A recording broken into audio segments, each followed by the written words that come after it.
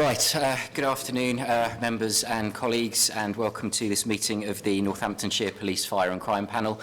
My name is James Edmonds. I'm Democratic Services Assistant Manager for Northamptonshire County Council, who are the Secretariat for the panel, and it falls to me to open the meeting because the first substantive item on the agenda is to appoint the chair for the year ahead. Before we get to that point, there are a couple of items to raise. Firstly, I'm sure all members are aware of the sad death of Councillor Mary Butcher on the 4th of July. Councillor Butcher was a founder member of the Police and Crime Panel and served on it all the way through its existence, and a number of members have indicated that they would like to mark that with a minute's silence. So if we could do so.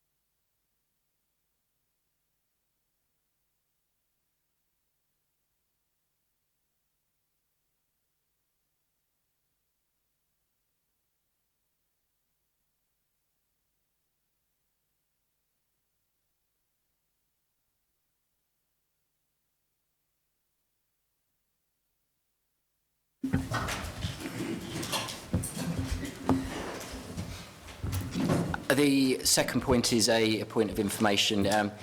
Mrs. Escudio, who joined us as an independent co-opted panel member in February, has advised, and I need to advise you all, that this will be her last meeting of the panel. That's due to taking up a new role with Northamptonshire Fire and Rescue Service.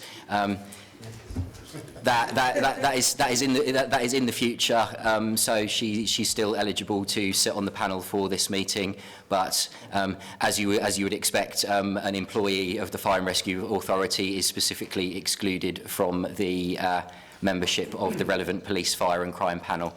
So I need to bring that to your attention at the meeting today. And then moving to the substantive agenda. So the first item is apologies for non-attendance, and we've received apologies for non-attendance for today's meeting from Councillor Martin Griffiths of the Borough Council of Wellingborough and his substitute Councillor Lawman, and also from Mrs. Anita Shields, who's an independent co-opted member of the panel. Okay, happy to say that just about concludes my my role in running the meeting. So we'll move on to the second item on the agenda today, which is the appointment of the panel chair for 2019-20. And if I could invite a proposer, nominations, a proposer and a seconder, Councillor Jelly. I'd like to propose Councillor Jelly as chair. And is that seconded? By Councillor King. Okay, and are there any further nominations? Okay. Okay, and is there a seconder for that? So that's Councillor Eales. Thank you. In which case, we clearly have a contest, so that needs to be decided by a vote by the panel. So if I could invite members who wish to vote for Councillor Auger as chair for the year ahead to indicate, please. And if I could ask you to keep your hands up, so yes. Okay, so Mr. Mahaffey, Pritchard. You've just got a new member as well, you might want to. Sorry, I couldn't park. Okay. Welcome, Councillor Kane. Yes. You're just in time. We're just doing the vote for the appointment of panel chair for the year ahead. And I'd literally so we have two candidates, Councillor Richard Auger of Daventry and Councillor Jill Mercer of East Northamptonshire. And so clearly there needs to be a vote to resolve that. And I'd literally just asked members who wish to vote for Councillor Auger to indicate. So if those members who wish to vote for Councillor Auger could please re-raise your hands. So,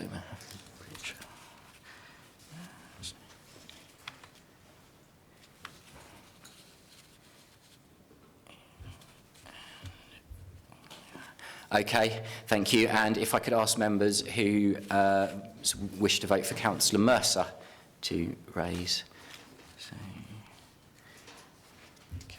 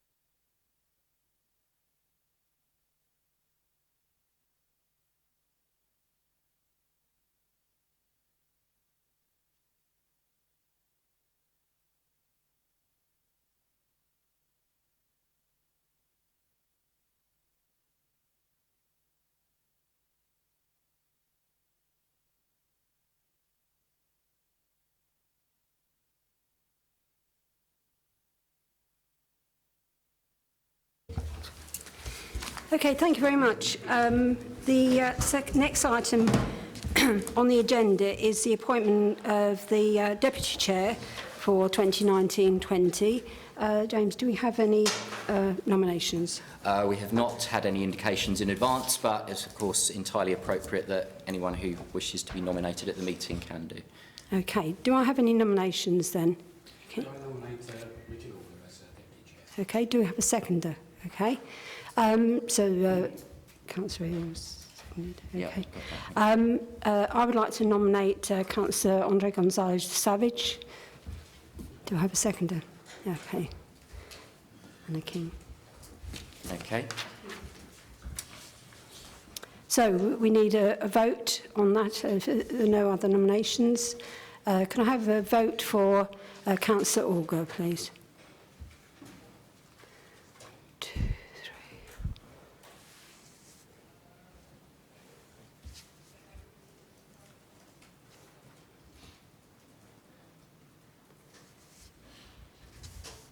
Okay,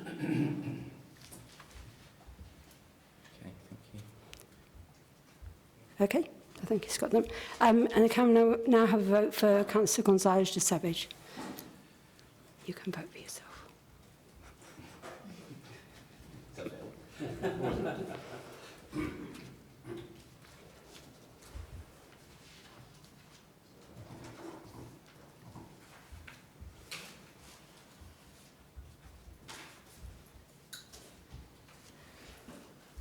So on that basis, Councillor Auger is elected. Okay, Councillor Auger is elected as the Deputy Chair.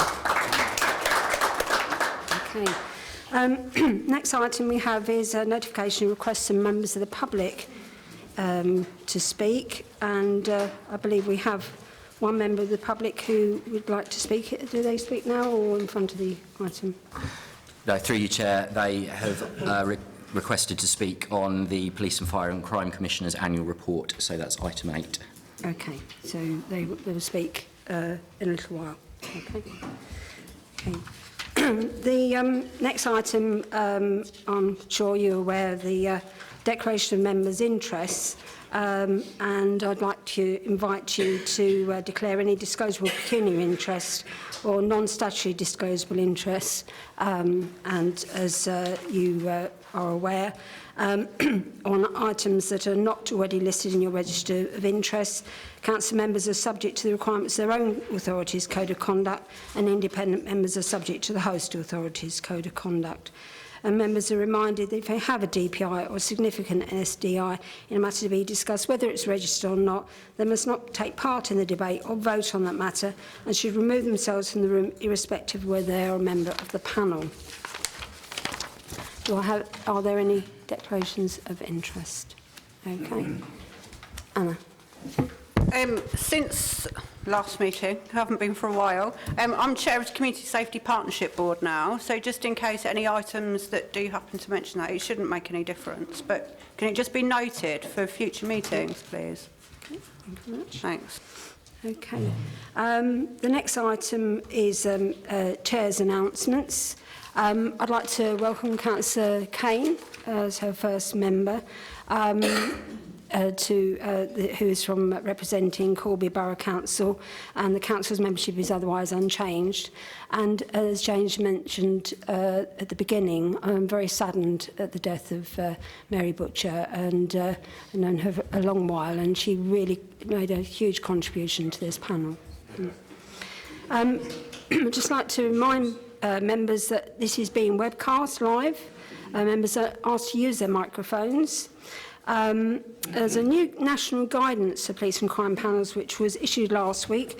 It was actually issued, Mr Mahaffey and Mrs Shields and I went to a workshop down in London, and they issued it to us there, and it has been sent through to you all. So I'm sure you read it cover to cover avidly. I did actually have an input into that. It was sent round to a few members of the National Executive, and we made some comments on it while it was being prepared. And I'd just like to point out we have quite a full agenda. We have said in the past about perhaps starting early. We've started at 1. We're going to see how that goes, but perhaps, you know, after this meeting we can take a little bit of a view when we're doing the work plan of whether we need to make that any early. But I would just ask you to be succinct when making your comments, questions, etc. I was looking at everybody. There's an additional point. Okay, and just before we start on the agenda as listed, the PFCC has asked to bring forward item number 13, early intervention update, because I believe Nikki has to leave early. So if you're happy with that to be brought forward to this point, okay.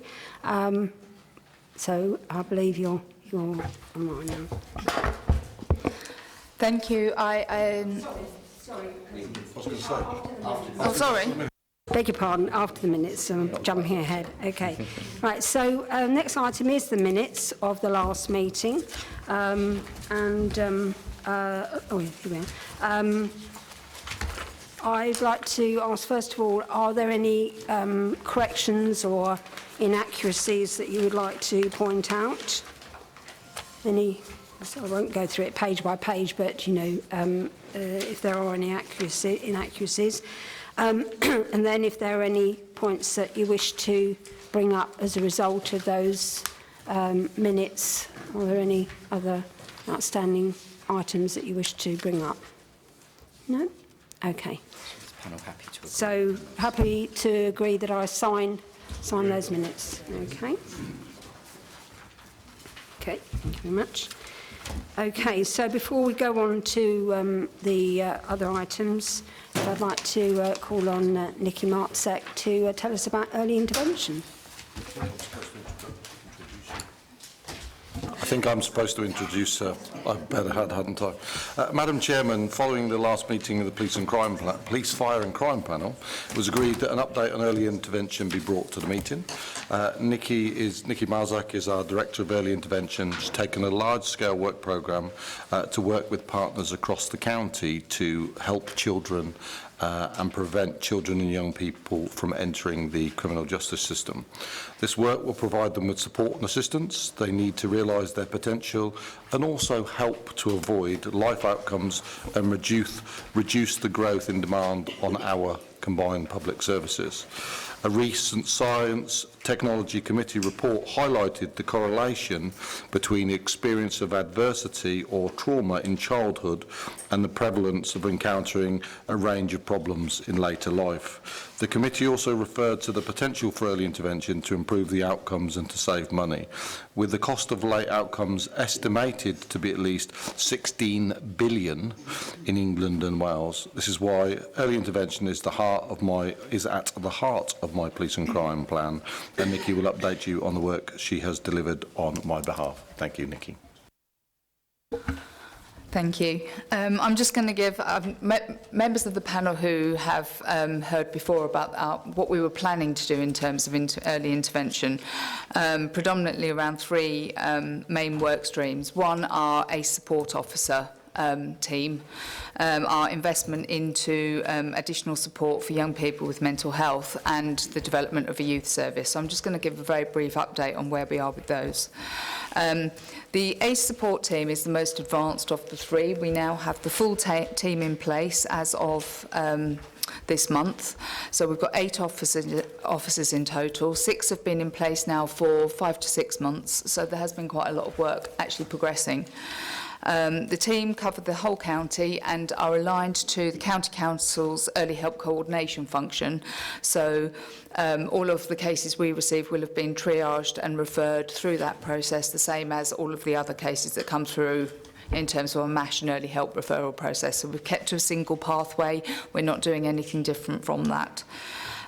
So far, we've had over 150 referrals to the team and have supported 266 children and young people through that process. Predominantly what we're finding is that there's a range of key presenting issues, and those include domestic abuse, mental health of the parent or the young person, substance misuse, parenting issues, challenging behaviour and school exclusions. So actually none of the things that are unusual in terms of early help, but it does reinforce that actually the presenting issues at that early stage are still the ones that we would expect.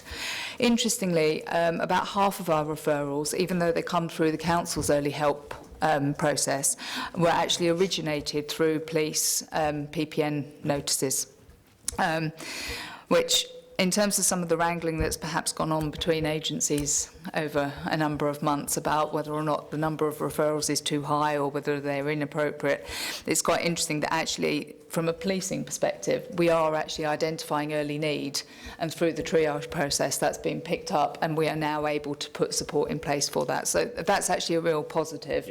And certainly the view of the Children's Commissioner is also that the number of referrals from the police is actually not over high. There are some issues at times with quality, but fundamentally actually we are doing things in the right way and we are starting to pick up the people that we should be picking up. So that's really positive, and it also means that we really are supporting that early help and early need at the right time. Equally interestingly, 40 of the cases that were referred to the team were then having had an initial discussion with the family and uncovering some of the more detailed issues were then referred back to MASH and put into social care support. So as much as there is a role for early help, sometimes it's only when you actually get into the detail of what's going on in a family that you realise that the problems are actually far deeper and far more entrenched than they look on the surface. So again, very positive, because what we are still making sure that we're getting people the right help at the right time, which is actually what we ought to be doing. In terms of the work the team are doing, a couple of examples. In one case, the police were called out to a domestic violence incident. One of the ACE officers went out, met with the family, uncovered that most of the issues relating to the domestic abuse and stress were financial, related to work, related to changes in out-of-work benefits and having two very young children in the house and no money to buy anything for them. So through a combination of working with them, sorting the work situation out, enhancing their benefit take-up and getting them some support around accessing things that they can get for the children. Actually, they were one of the cases which were recently featured on 999, What's Your Emergency? And their feedback to us in terms of the support was that basically, actually, without that support, what probably would have happened was that the domestic abuse would have escalated. As it is, a lot of the stress has gone, and hopefully the tensions in the relationship will have done as well.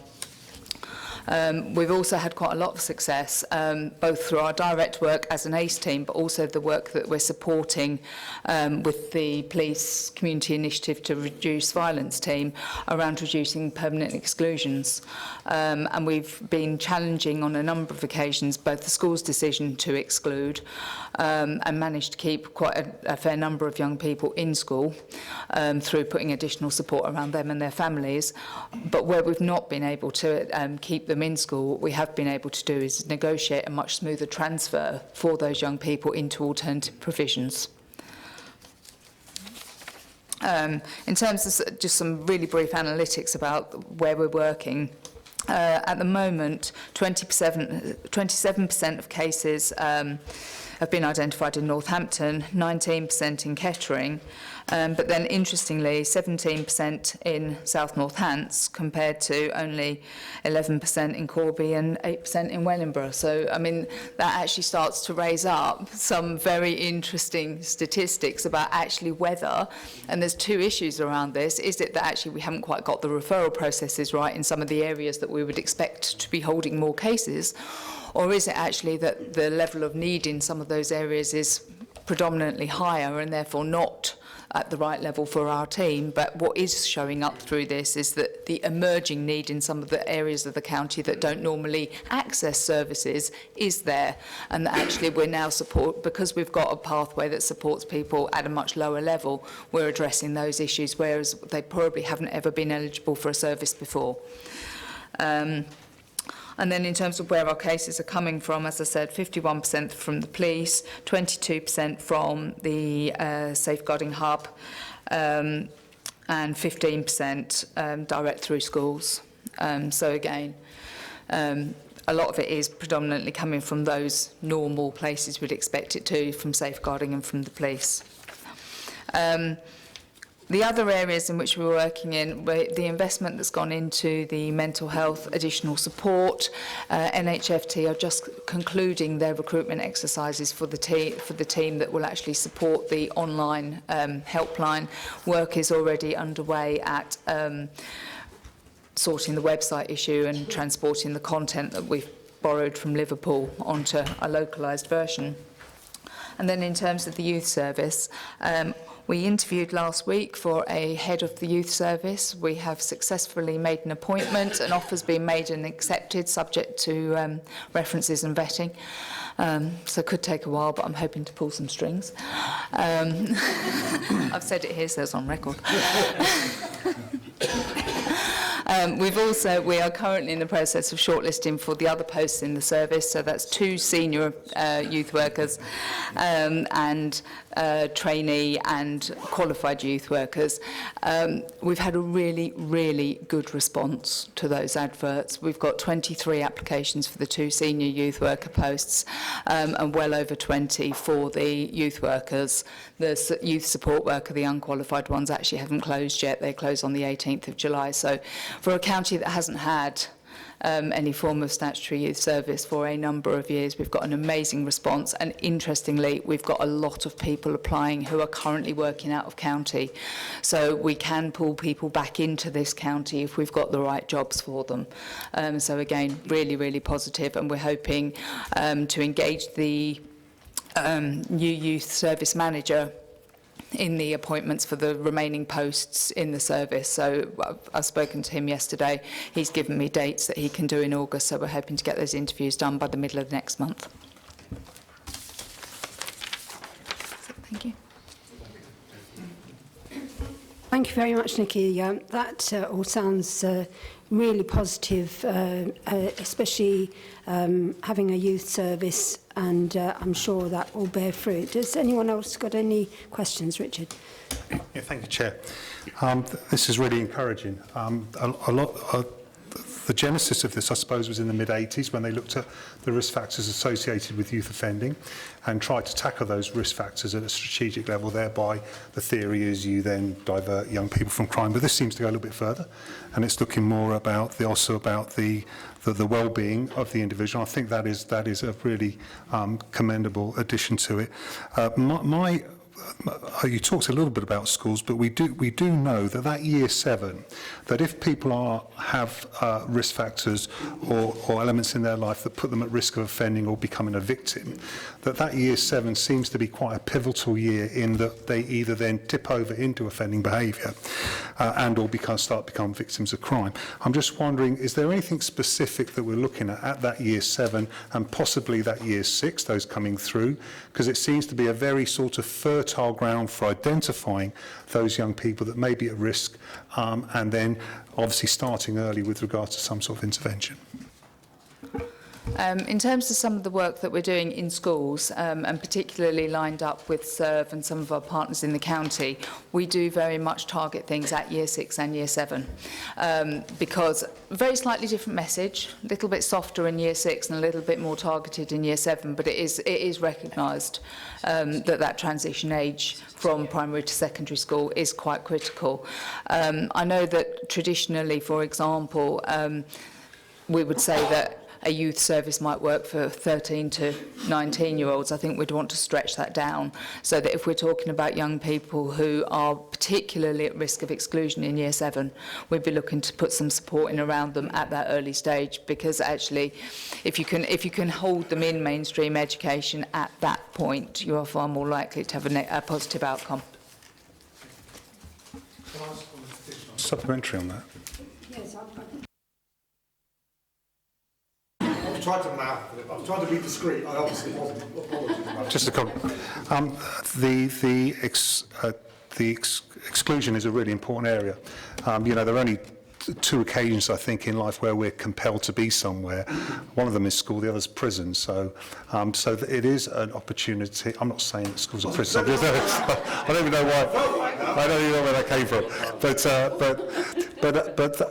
and of course, if they're not within a school community, then they are then possibly out in the community. And where is that supervision? Probably the parents are working. So sometimes that's a difficult message to work with schools, obviously, because of the behaviour is possibly antisocial and disruptive. How the schools responded, and I think it's the right approach, but I do know there is opposition. So how are we doing with regard to keeping them in the school community? In terms of the negotiations we've had so far, as you probably expect, it's mixed. Some schools are more receptive, particularly around the SERV work. Some schools are more receptive to keeping children on roll than others. Some, particularly, actually, interestingly, around SERV, some are in some ways reluctant to have that additional support from SERV because they then feel that actually that means that there's an identified knife crime problem in their school. So there are all sorts of complex messages and negotiations that have to happen around some of this. I think the other thing, as much as we always say that exclusion is negative, I think we do have to remember that not every young person who's excluded from school will go on to do bad things. I think that's one very important message. I think the other important message is sometimes children are excluded from mainstream schools because they cannot cope with it, and that actually being excluded from a mainstream school is not necessarily a bad thing if you are then put into an alternative provision that better supports your needs. So taking a blanket view in terms of exclusion is actually the wrong one. Having said that, I think there is a piece of work to be done across agencies in this county to have some real dialogues with the schools, but also with our academy trusts, around their zero tolerance policies, particularly on things like knives and weapons, because actually where you have young people who have no history of behavioural issues, but who are through peer pressure or other reasons carrying things that they have no intention of using and then get caught in doing so, we perhaps need some more constructive approaches to how we manage those situations so that we're actually working with the needs of the young people and not just saying you are carrying a weapon and therefore we are excluding you on a permanent basis. Okay, I've got quite a few people who want to speak, so Catherine first. Hi, I just wanted to ask, you mentioned about schools. Is that across both local education, local authority main schools and also academies, academy trusts? For the most part, it's academies, particularly in the secondary sector. I'm not actually sure whether we actually have any local authority schools left in the secondary sector at all. So, yes, it's definitely across both. Thank you. Judy, you were next. Do you ever have a day when it's just not? Wasn't you Renee? Just a big one. I think it's actually you need. Ah, voila. Thank you, Chair. Yeah, first of all, Nikki, congratulations. I think what you're doing is absolutely amazing. I've run a local youth club in Corby now for 12 years, and I totally see where you're coming from with the schools and the academies, and I totally agree that exclusion isn't necessarily a bad thing or for bad reasons. It can be due to lots of issues that you know about. I won't bore everybody with here. But I'm just wondering if there's plans, or maybe you're already doing it, to expand what you do into working with NAYC and local youth clubs. I've got one of your officers coming into my youth club in September to talk about crime prevention, knife crime, etc., etc. I've had issues with my kids, with drugs, with self-harm that we've had to get referrals and deal with, but they're a good bunch of kids. They're very open to information, and I just wondered if you're planning to expand that work to the youth clubs. Okay, I probably wasn't clear. In terms of the youth service that we are going to be funding is a diversionary and outreach service. So we are not providing positive activities and we're not in competition with any of the existing youth club provision in the county. What we would very much want to do is work collaboratively with them so that actually where we identify young people, we are actually engaging with them with what is already existing in their community. So we will be doing that collaborative work from that point of view. And yes, certainly in terms of some of the messages that we want to get out to young people around safety, knife crime, gang activity, exploitation, all of those things, we will be engaging with people. And if there is need, please feel free to feed it into us and we'll try and link up with you. Add a supplementary to that, please, Chair. Would you consider establishing a youth forum of young people contributing to the work that you do with like what we would really like, what we need is, or not? We already have a youth commission that we've recruited to in the county for the OPFCC, so we can. It's very new, and we probably can we'll connect you up. Yes. Okay. So we do have young people, but yes, I mean, if we can engage. In that sense, if you're talking about developing things in communities, it's probably more sensible that we engage on a kind of more informal forum basis at community level rather than at a county-wide level. So we can do a combination of the two. Thank you. Okay, Ian, you were next. Chair, just going back to the transition period from year 6 to 7, I think it's an inherent problem there with all children that transition up to secondary school. They go from being cosseted in a primary school with one teacher, and they go up to the secondary school and they've got a teacher for maths, teacher for geography, this, that and the other. They've got different children in the class. So if that's compounded on top of problems they've got at home with parents or abuse or anything like that, I think it's something that the schools need to look at as well. Those 2 years, 6 and 7, working together closer so it's a smoother transition period going through. And I think going back to where we talk about exclusions, there seem to have been in the last couple of years quite a few schools actually, their budgets are very tight. If they don't have the money, they can't have additional support for problem children, so it's easier for them to just exclude them. So I'm really pleased to see that we're actually supporting the schools with doing that. That's really good work. Thank you very much. Thank you, Chair. Gareth. Thank you, Chair. I also think it's really fantastic work what you're doing, but I just want to share a couple of concerns. The first is really around the provision of youth clubs. I appreciate it's not within the gift of Stephen to resolve that. That's obviously a different part of local government or indeed central government. But just to share something I hear all the time out in the local community is that you get children that get into bother because basically there's nothing for them to do. So I think it's great what you were saying about reaching out to youth clubs that exist, but there's so few of them now that there'll be a population of the young people we won't be able to tap into because there is no youth club for you to reach out to. And the second thing I was going to say was, you're talking about exclusions. My fear is around something I've only learned about fairly recently, a phenomenon that's called off-rolling. And this is where schools, and particularly academies, are essentially getting parents to sign their children off the register because they're becoming problematic and they want to massage their scorecards, should we say, probably to access funding. And the statistic that's been given to me is the national average increase of off-rolling across the country is around 50%. In Northamptonshire, it's 350%. So if continue working with the schools, but they've got to start being honest, because you won't be able to intervene and reach out to those young people because they're going to fall through the cracks because you don't know where they are. We don't even know which schools are off-rolling. So these children are just falling through the cracks, and that's why we're having an increase in home education. So I buy absolutely what you're doing, but there's got to be more collaboration and I think a bit more honesty from schools. I'll answer one part and then I'll leave a difficult question for Nikki. The first one, look, is particularly on the youth provision. You're right, I can't solve all of those problems. I know I start with it. I know I start with the belief everything's my fault. But you'll be pleased to know, particularly for Spencer and Dallington yesterday, we gave an award of £10,000 for the community fund for that youth provision in your area. Yeah, not exactly where I live, but it's just the area you represent. So I would just say, if anyone's got youth engagement, then there is a community fund that it's there for to actually participate. Predominantly a good chunk of the money comes from money we take. The chief successfully takes off of criminals, and we top it up from kind of other sources. So I would encourage people to apply there. But you make a really good point. You've got upwards of 1,000 children in this county that are not in any form of educational provision.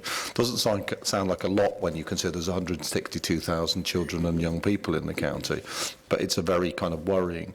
But actually, the services Nikki's putting together there make sure they're also less likely to fall through the gaps. And now I'll let the difficult bit go over to Nikki.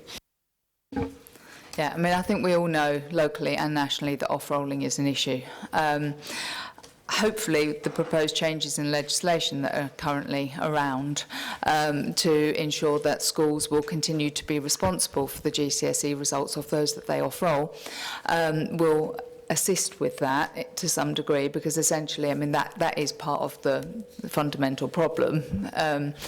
So that ongoing requirement to demonstrate distance travelled would actually be quite helpful.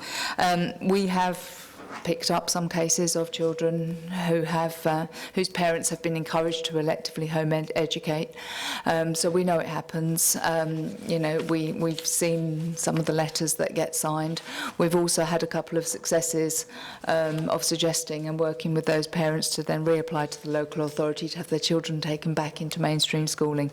So actually, quite often what you find in that situation is that the parents themselves don't realise what they're letting themselves in for until the children have been at home for a few weeks. And then actually, with a bit of support, they're actually quite keen to encourage them back into schooling. Thank you. Andre. Thank you, Chair. my praise in terms of the early intervention work, which I think is really essential. I think one thing that we need to be aware of is the fact that quite clearly when we have early intervention, we have indications, we have referrals, wherever they may come from.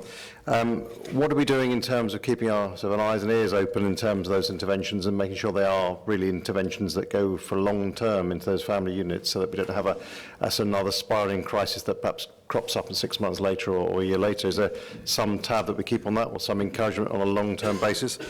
That's part of my question. The other is, in terms of stress, and quite clearly every family and every individual at any point in time in life can experience stress, and that generates or manifests itself into many different ways, and particularly with children, employment scenarios, they become very vulnerable.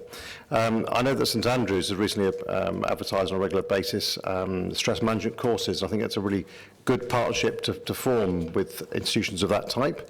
They are free, and they're 5-week courses. They are very well run, and obviously run by individuals who've got specialities in these environments. It would be useful to know how many other operations could also offer a network of that type, and could then help us all signpost people, communities, rather than it hitting the police. There's nothing worse than it becoming a police problem all the time. You don't have to have a police problem to have a community issue solved, and I think that there's something about the fact that there's sometimes too much dependency on the police to try and resolve issues in community, and also councils to try and resolve issues in community, and a neighbourhood conversation is all that's needed. But sometimes the ultimate body that gets it is a 999 call because it's got out of control for a long time. So how can we diffuse, rather than necessarily early intervention, but how can we diffuse the situation much earlier and give the tools to the public to help themselves? Okay, I'll do the easy bit around outcomes first. I mean, in terms of our service, we obviously we case record, we monitor the cases while they're open to us, we close them at a safe point, or we escalate them. We are able to track to a degree whether or not those cases are then reopened within certain periods of time, because we're actually using the county council's case recording system. So any cases that come through the early help process, regardless of whether it's our involvement or one of the council teams, we can track it through that route, and obviously then we can cross-track into whether or not things come through MASH and social care. So we have got an ability to monitor that. In terms of that whole concept of broader well-being, if you like, because I think fundamentally that's what you're referring to. We all have a responsibility for it, and actually none of us really do it very well. You know, it shouldn't be the responsibility of public sector organisations to do things to people. It should actually be much more about encouraging people to do things for themselves, but also about encouraging employers, for example, to take on their responsibilities for the well-being of their staff, because an awful lot of those things, which are fundamental underlying causes of a lot of the things that might otherwise require early help, are things that could be picked up in a lot of the workplace. Okay, Ken, you had a question. I think if we could make this the last one and we'll move on.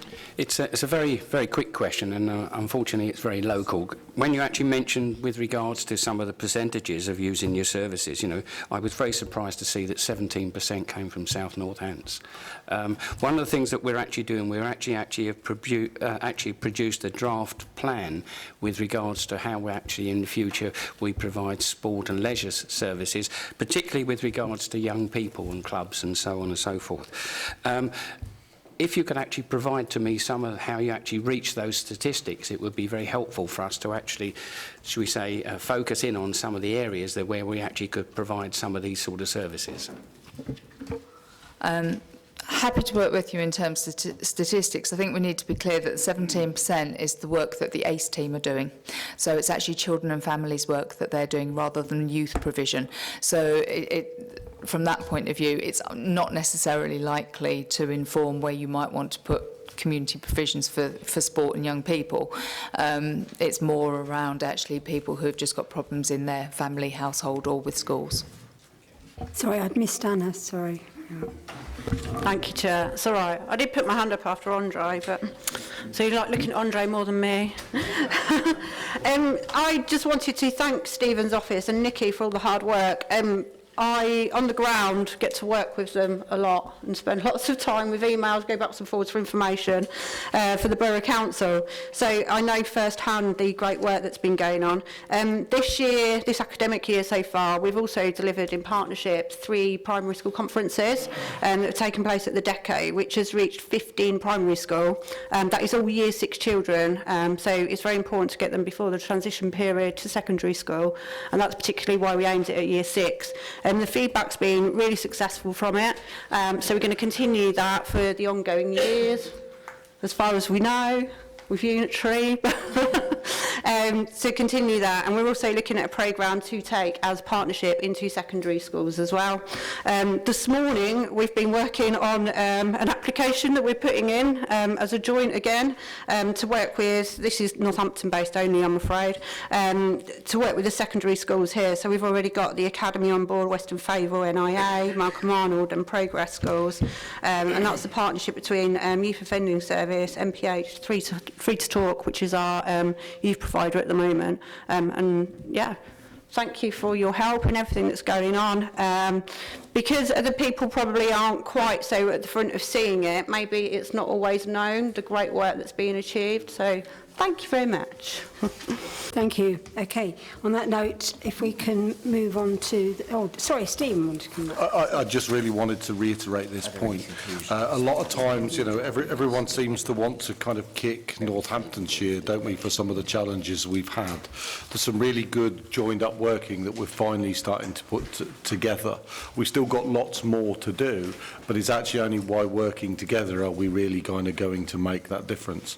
So actually, I do think, you know, for all of how we got there, the new unitaries open up some real kind of opportunities, how we can better and more simplify our working together.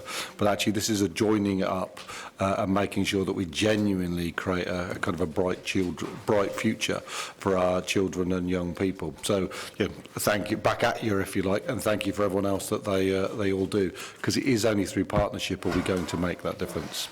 James just reminded me that we need to just, if we've got any resolutions, if we just want to congratulate and say thank you and, you know, keep up the good work, or if there's anything else specific we wanted to put forward.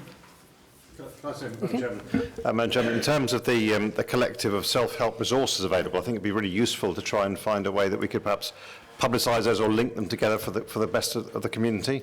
As I sort of raised appropriately St Andrews earlier on, but I'm sure there are many others available as well. But it'd be useful if we could perhaps maybe add a platform opportunity so that those could be highlighted to the communities around. Can you note that, James, please? Okay, so before we move on to the next item, because it's the annual report, Mr Howard, is that Mr Howard? Yes. Sorry. Would like to address the meeting. You have 3 minutes to address the meeting, and where would you like to? Where do you want me to go? That door over there? No. If you like to come here. Okay. Do you want me to switch this dopey paraphernalia? Yes, please. I'm grateful to you, Madam Chairman. I stated on April 4th my friend could not report an incident to the police. An incident is a crime. Due to the incompetence of the police reportage system, I have no doubt you people regard this system as wholly and meticulously competent, efficient and effective. I note that last week on national radio, a farmer had to pester the police to investigate a crime in one of his fields. He said the police eventually sent a forensic team out. Later, 30 lambs were slaughtered in fields elsewhere. The police then appealed for witnesses. I note on Radio Northampton one Tuesday, police appealed for witnesses to an attack on a boy in Victoria Park, Northampton, by a gang of boys on the Friday. I'm aware the police lay any and all blame for their procedures on lack of police officers. The murder by a Manchester police officer of a known criminal, Granger, as the criminal probably reached for his gun, and surely not the connivance by a justice that there can be no blame attached to that police officer, is noteworthy. It is a common proof one cannot see inside a car from the outside. The role of publicity by the police in the cases of Cliff Richard and Paul Gambaccini is a clear indication of a role which mixes malice with information gathering. The ability of the public to communicate possible crime to the police is a cause of my concern.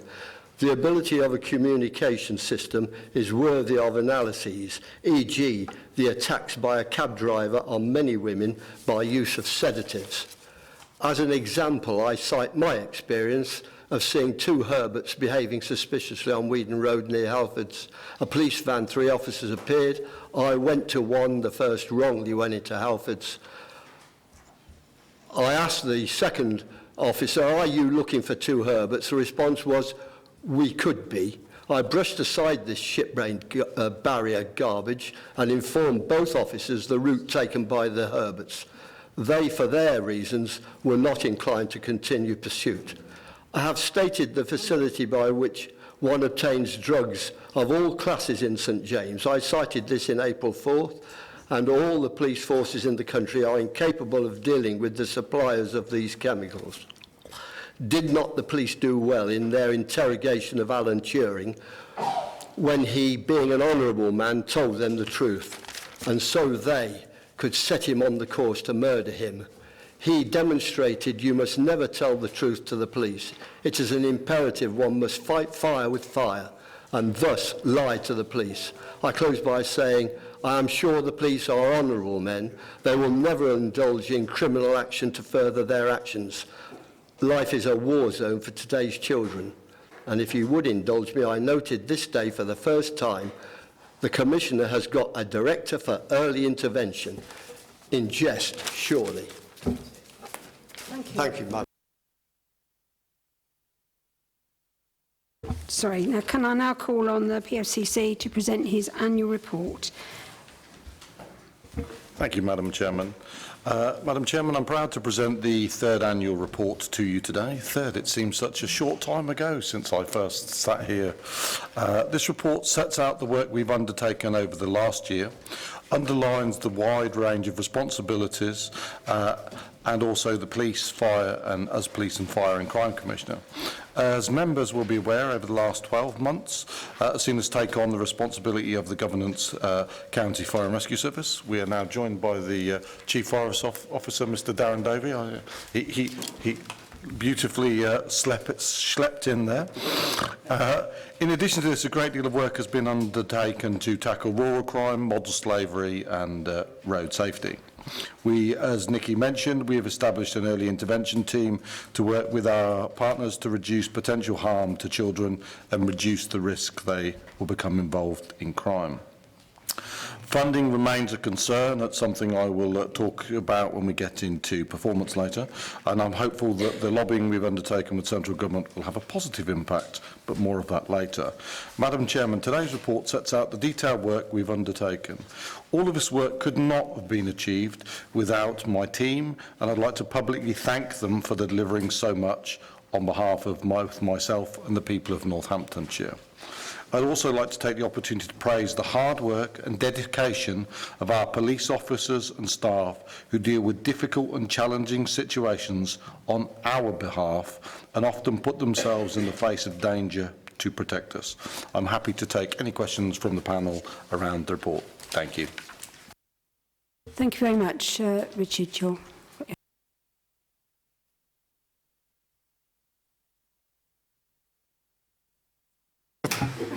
My ears are going. Yeah, I don't like getting political, really. I'm not into sort of... Yeah, don't look at me like that. But I do... you know where you are. Yeah, yeah.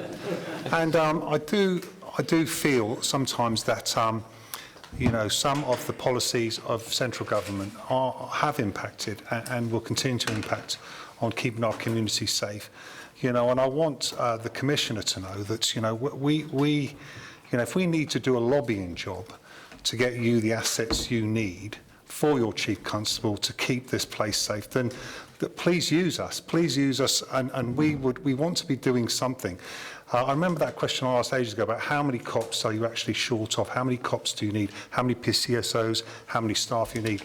You know, if we could have you know, if that is part of the solution, then I would encourage you to let us know how we can start lobbying to try, through our MPs, through the Home Secretary, to try and get you the assets you need.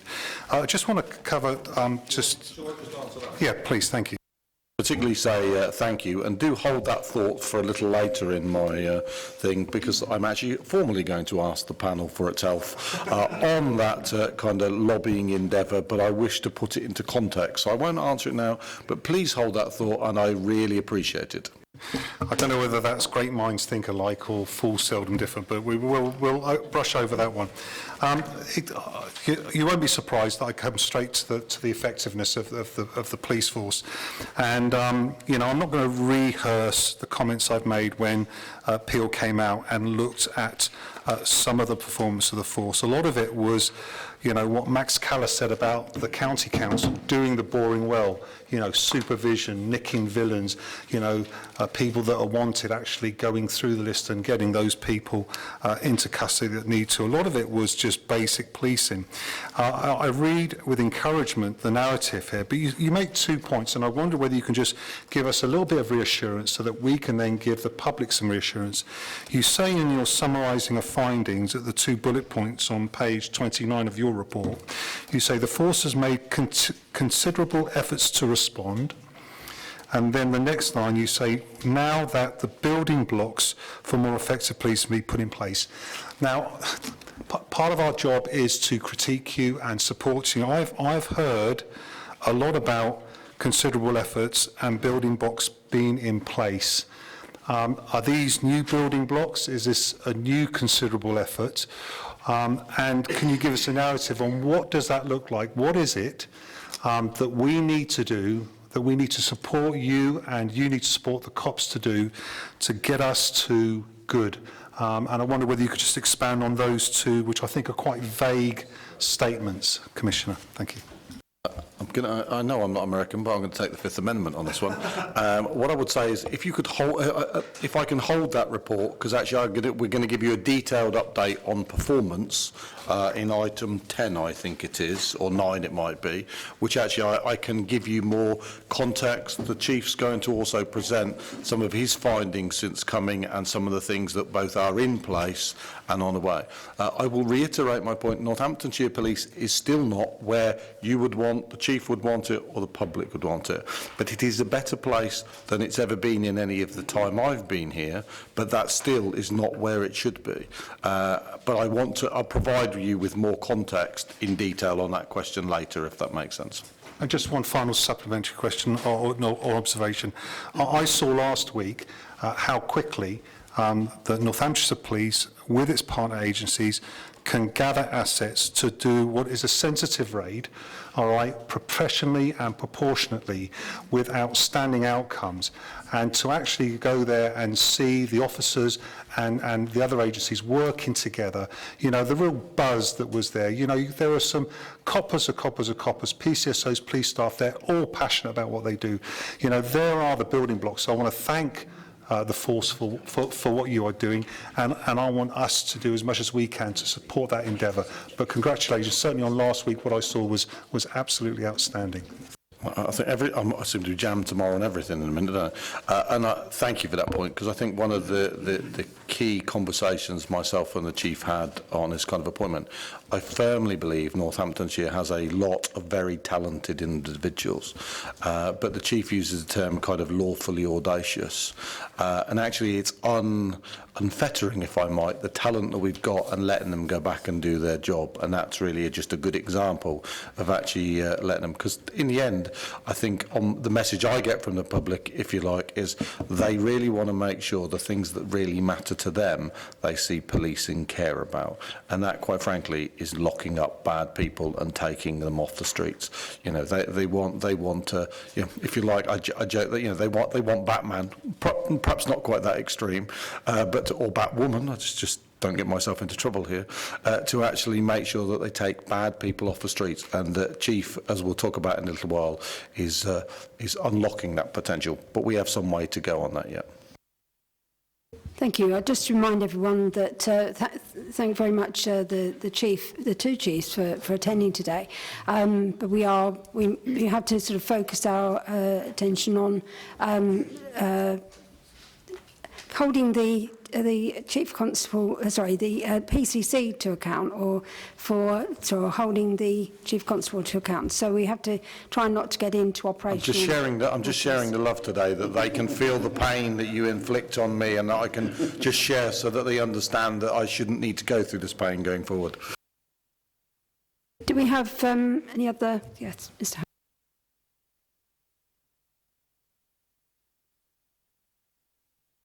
A well presented, well written document. I've no problems with anything that's contained in it. My question is more around what isn't in it. So Richard mentioned the getting us to good, and which means defining what good looks like. And I would expect as part of the annual report then an understanding of our progress towards that. Then going on to James's paper on what we're trying to achieve with the annual report, the progress in meeting the crime objectives, and actually referring to the recent guidance we received on the role of the panel with regards to the annual report.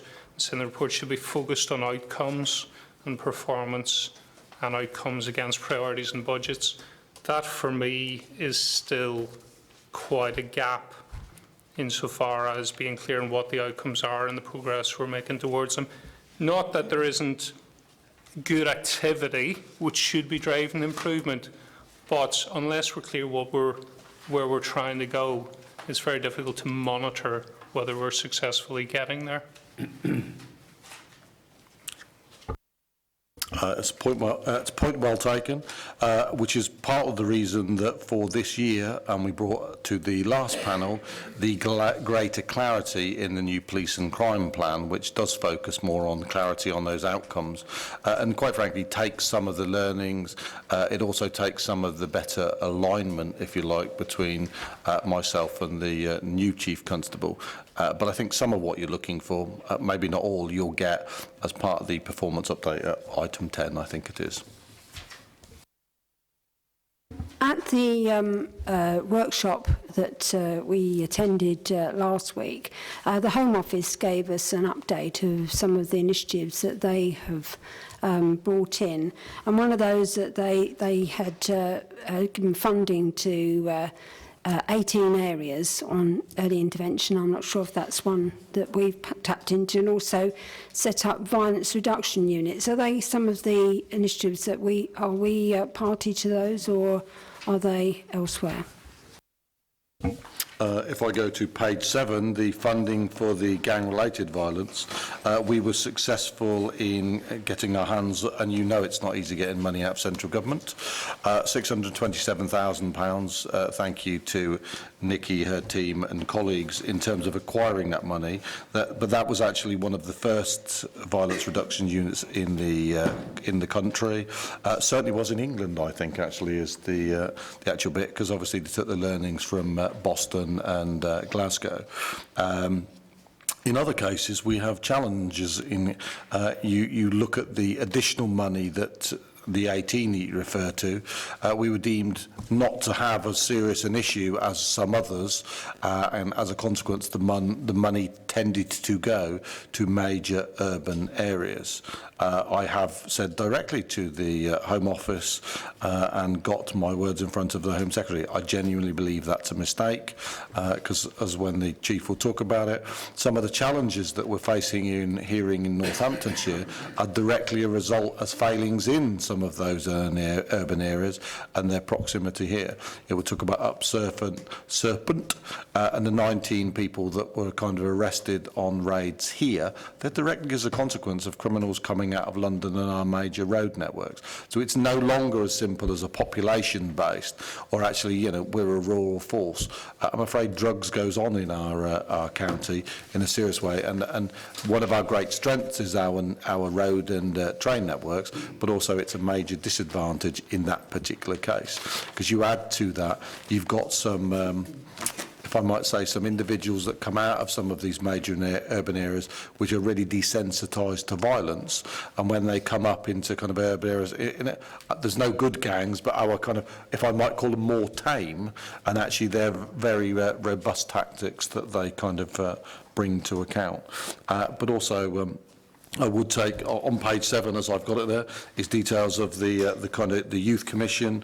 It's a new initiative to make sure children and young people's voices is heard in there. We also did, in conjunction with the Home Office, the violence and vulnerability, and there's actually a cross-partner group to actually kind of bring some of those things together. I don't have a kind of magic wand that we can suddenly do some things and bring people together, but they actually are having an impact, but they won't solve everything today or tomorrow, and we have to have the confidence to actually kind of give some of these things time. But I think I can give you some assurance on we are working hard to try and extract our pound of cash, if you like, from the government, sometimes with great success and sometimes not. Because the other one would be, particularly Paul and his team, on the 250,000 that we took the Good Loaf that had been working really well here in Northampton and actually taken the same model and rolled it out in Kettering now. So the provision of the building and stuff there, and some people were kind of there at the opening. These little things, but they strengthen that bond because actually the community safety is not a policing function alone. It's actually that's done in conjunction with the community. Fundamentally, you know, you've got 1,200 plus police officers protecting 750,000 people. I don't need to tell you what the ratio looks like. It's just not big enough when you compare it to other people. Thank you very much. Perhaps with the, if they see that the pilots, if you like, are working, they'll see the work we're doing and perhaps support that as well. So let's... we are. I mean, Nikki got up at 4:45 to go to London this morning to meet with ministers. I should have gone, but I dared not, out of respect to yourself, the risk that I wouldn't get back. It is slightly embarrassing that she did make it back, because it obviously would have worked, but I didn't want to take that risk. So we are also presenting ourselves to government to try and say, look, there's some innovative work that's going on here. Yeah. And I'd like to commend the report. It shows the breadth of the different aspects that you're working on, with it not just being police, but police and crime, and with victims support and all the other things. Are there any other points that people would like to make? Winston. Thank you, Chairman. You made reference, Commissioner, to the £627,000 you received from the Home Office for tackling gang violence. My concern is you know, receiving bits and pieces piecemeal. What happens when this money runs out? You know, we set up things, we got people in place, we got very good people in place doing good work, and then all of a sudden the money runs out. What happens? In this particular case, it was to augment something that we were already looking to do. It allowed us to turbocharge it. In this instance, I think the initial funding was for something like 18 months. We didn't feel like that was a long enough period in terms of evaluation.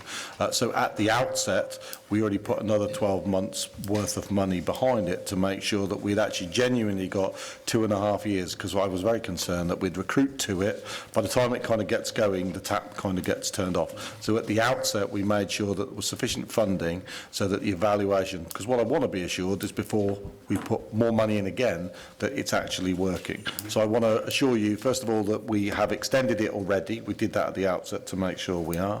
And we're very carefully evaluating it to make sure it's successful. And should it do it, it then rolls into our normal funding process and our budget process. Could I just come back on something else here, Chair, just very, very quickly?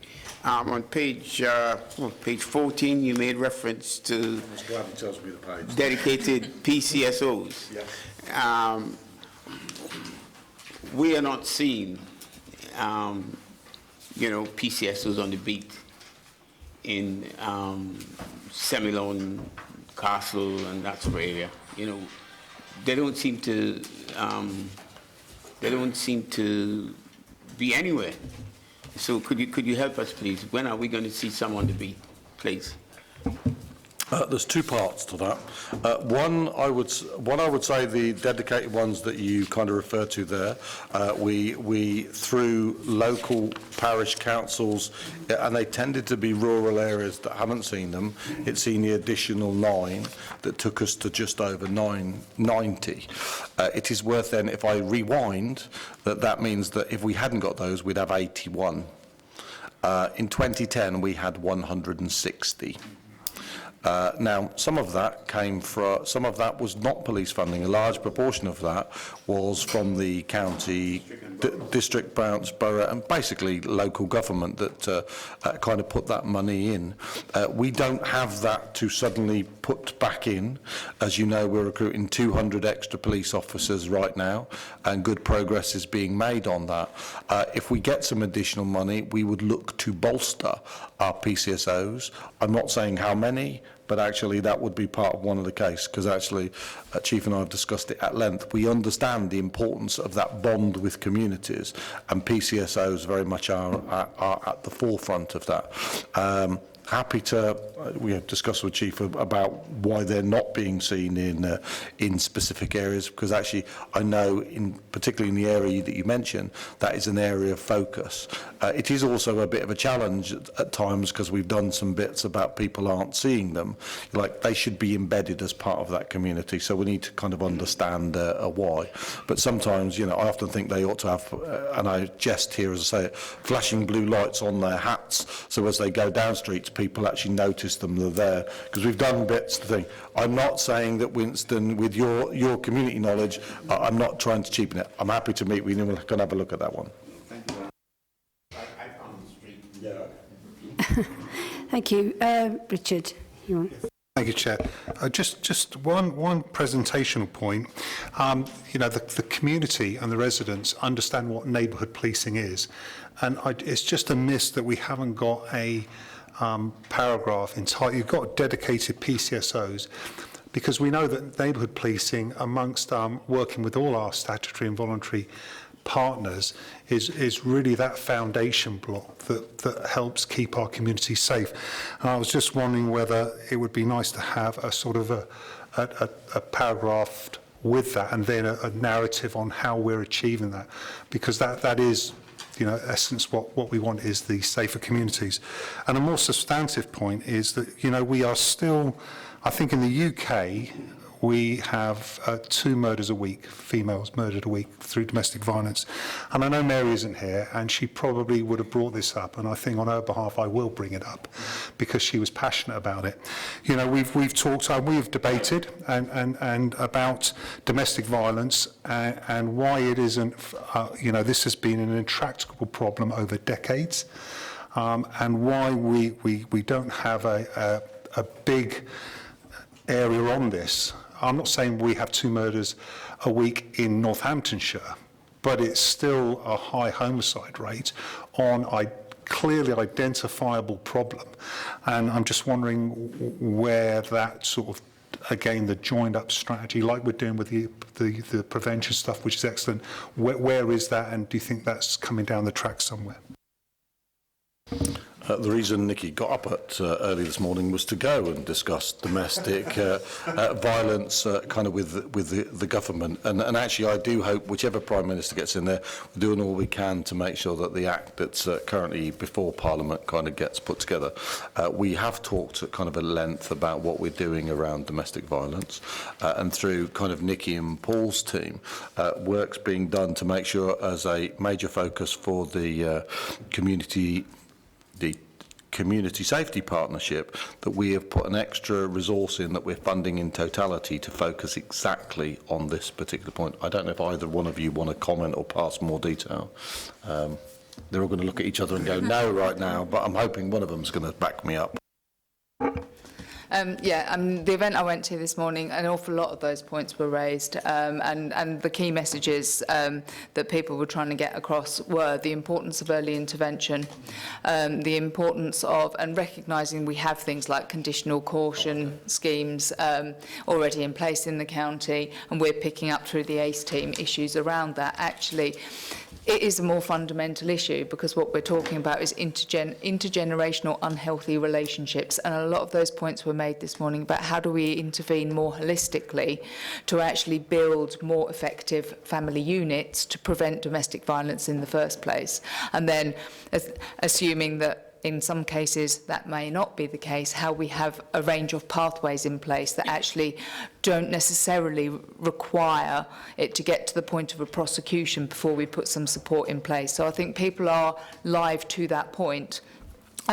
Certainly one of the points that I mentioned this morning, and I know a couple of other people also mentioned something similar, is around actually domestic abuse in a kind of responsibility sense has no clear home. It's one of those areas of work that at a national level and a local level actually cuts across a lot of organisations in terms of how they engage in providing that support. So if you take refuge provision on its own, actually the housing element of it generally falls to boroughs and districts. The support element may fall to county council social care teams, may fall to health, and actually there is no full, clear, joined up way of how we support victims of domestic abuse. And I think that was one of the messages back to government this morning around actually we need to be clearer about that. Locally, we do still have a small reserve of funding that we have always said is set aside for domestic abuse, and we are going to be starting the work to determine actually what we could put in place as a more early intervention preventative type approach for victims and for perpetrators in this county as well, and we're working with partners and police colleagues around that. Stop the bench on that, Chair. Yeah, and it is sad, isn't it, that nobody grips this up. You know, how long has it been with us, and we still haven't got that lead. The only thing I can promise is, you know, if we all get selected and elected into the unitary, that's certainly something we're going to be pushing for, is someone to take ownership of this, because other counties, other boroughs do have strategic policies that cover the police and the other agencies with regards to domestic violence. I think it's a miss we don't have one here, but I think partly that is down to the political will to somebody to take responsibility. But anyway. We are also in the process of developing in Northamptonshire a domestic abuse strategy that is signed up to by partners, and we will be engaging with our providers as well to make sure that we do, as partner agencies, have a joint commitment around how we're going to respond to domestic abuse in the county. Does that identify a lead, or obviously who owns that policy? It will be jointly owned, because at the moment we can't do anything else. There is no statutory lead. But is it a statutory lead? Can't just somebody lead it? I'm saying the police, I'm just saying, we have a policy and nobody's leading it. What's the point of the... We have a lead, and certainly a member of the OPFCC team is now leading in terms of coordinating the work around it. In terms of agencies, as it stands at the moment, if one would like to put themselves forward to lead on this area of work and the responsibility that goes with it, I'm sure others would be very welcome to have that. The difficulty is at the moment, not unlike other things. I mean, for example, safeguarding is another area in which actually there are 3 statutory leads who have to work together to deliver safeguarding in the county. It's actually about identifying who should be part of that core group responsible for delivering our domestic abuse policy. And I think as we develop the strategy, that's something we probably need to pick up. Perhaps that's something that the unitaries will pick up. I was just going to say, sorry, then Ken put his hand up. Are there any sort of recommendations? Can you, if you wanted to come up? Oh, right, sorry. I think Stephen wanted me to talk a bit more about the conditional knocking me out on the conditional cautions part of DA. So we are one of 7 areas now in the country who've got dispensation from the Director for Public Prosecutions to provide conditional cautions for domestic abuse. Traditionally, there isn't an option for a conditional caution. It's either a straight caution, i.e. essentially a slap on the wrist, don't do it again, and yes, it goes on your record, or you go to court. So there is no kind of reparative, educative part to dealing with those lower level offences.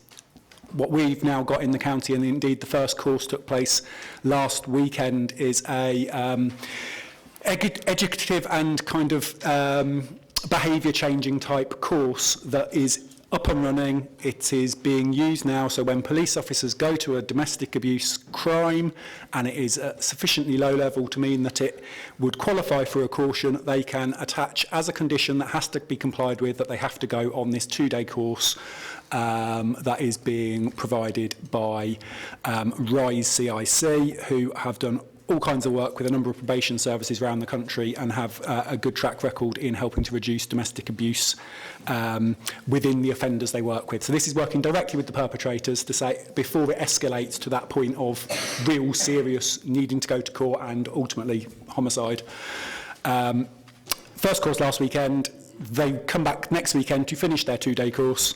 And we are wrapping an evaluation around that because obviously, as one of only 7 in the country to be allowed this permission, we need to prove whether it works or doesn't work over time. But it's the start of moving things, shifting things further downstream, if you like, or upstream in terms of intervening at the earliest opportunity that we can with perpetrators, as well as just safeguarding that victim.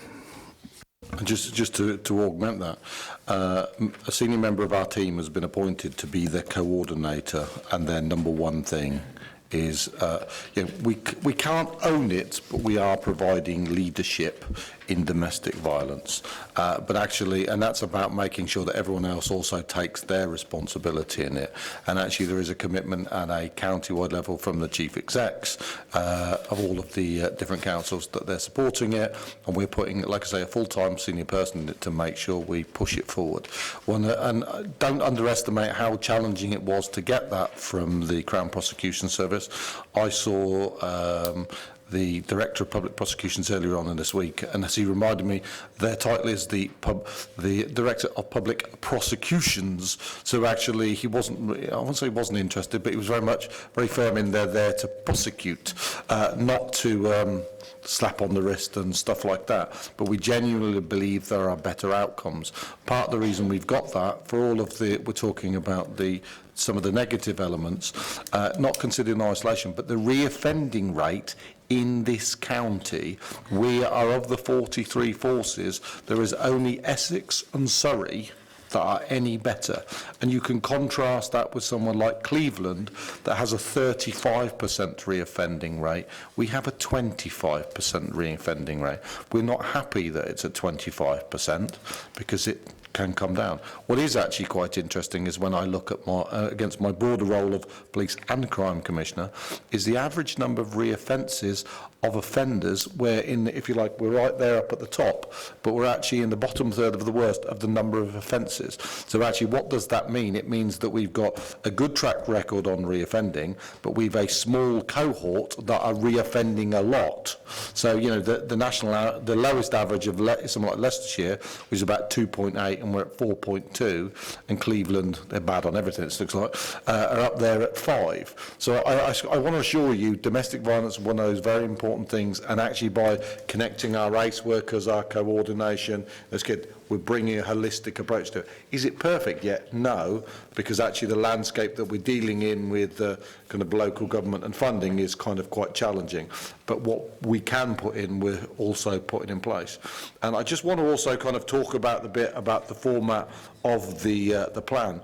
One of the things we've done is, this is very much a lot of the office's work, and actually probably I've done us a disservice because the chief, it's your first anniversary soon, isn't it? 6th of August. 6th of August. I was to say, you're still coming back on the 7th. Maybe I shouldn't ask you that one in public. Not after today, right? Okay. Will produce an annual report, which will actually be very specific for policing. So that's something we intend to bring, and you can have a look at for next time, which I think some of the other stuff that you're looking for, you'll probably see in it, but you'll get some of what we're going to talk about after we've talked about fire. I think perhaps if we can just move on to the recommendations now. Are there any where we, like to put forward a recommendation or a comment to the report? Yeah, Chair, I do. I understand the debate we had with domestic violence. I still think we need to put words in there of encouragement that we have identified that it doesn't appear in a format which we think it should do, bearing in mind the seriousness of the problem and for the period of time it's been within our community. So I just, if my person, I don't know whether the panel would agree with that. I think, Chair, on my point I raised, there's a recommendation in there that the report should become more outcome-based. Does the panel agree to delegate the authority to the Chair and the Vice Chair to come up with a final version of the report to come back to the PFCC? Okay. Are you happy with that? Okay, so Chair, I mean, clearly, the annual report the panel's report on the annual report, they don't make it easy, can give a flavour of the points raised by individual members at the meeting. But if I hear the panel correctly, then as a group, it wishes to put forward as recommendations from the panel as a whole. Councillor Augur's point that it would have liked to have seen more in there about the action taken in response to domestic violence, and Mr Mahaffey's point that the report, it would like to see have seen a more outcome-based annual report. And just to add to what you said, the delegation to the Chair and Deputy Chair is a standard process for any reports that come from the panel to the Commissioner. It is essentially avoiding a situation in which formally you would need to convene the full panel to give final approval to a report reflecting a previous discussion by the panel. Okay, are the panel agreed then? Yeah, okay. Right, we'll move on to fire, since we now well and truly into that stage where the fire has been coming under your remit. So if I can ask you to present your annual report and fire and rescue statement for 2018-19. Madam Chairman, as the report sets out today, I'm required by the Fire and Rescue National Framework to provide an annual assurance report on financial governance and operational matters in relation to the county's fire and rescue service. So there's a slight difference to the policing one. This annual assurance report sets out the performance of the fire and rescue, provides an oversight in relation to the financial governance arrangement for the authority. It is the first annual report for the fire and rescue service that I've been responsible for. It's been a daunting but ultimately rewarding challenge to integrate the service into the office of Northamptonshire Police, Fire and Rescue Commissioner. Like our colleagues in the force, our rescue service put themselves in harm's way to protect us and to provide help and assistance in difficult and traumatic situations. We're all proud of their work, and I'm confident that we're at the beginning of a journey of improvement that will give the financial stability and much needed investment that the service needs. I'm very encouraged by the significant improvements in Northamptonshire Fire Rescue Service that HMIC FRS have identified when they revisited Northamptonshire last month. Huge strides have been made, it was their actual quote, since the inspection on which the report was based, which was in November of last year. I'm optimistic that the Fire and Rescue Service is clearly headed in the right direction.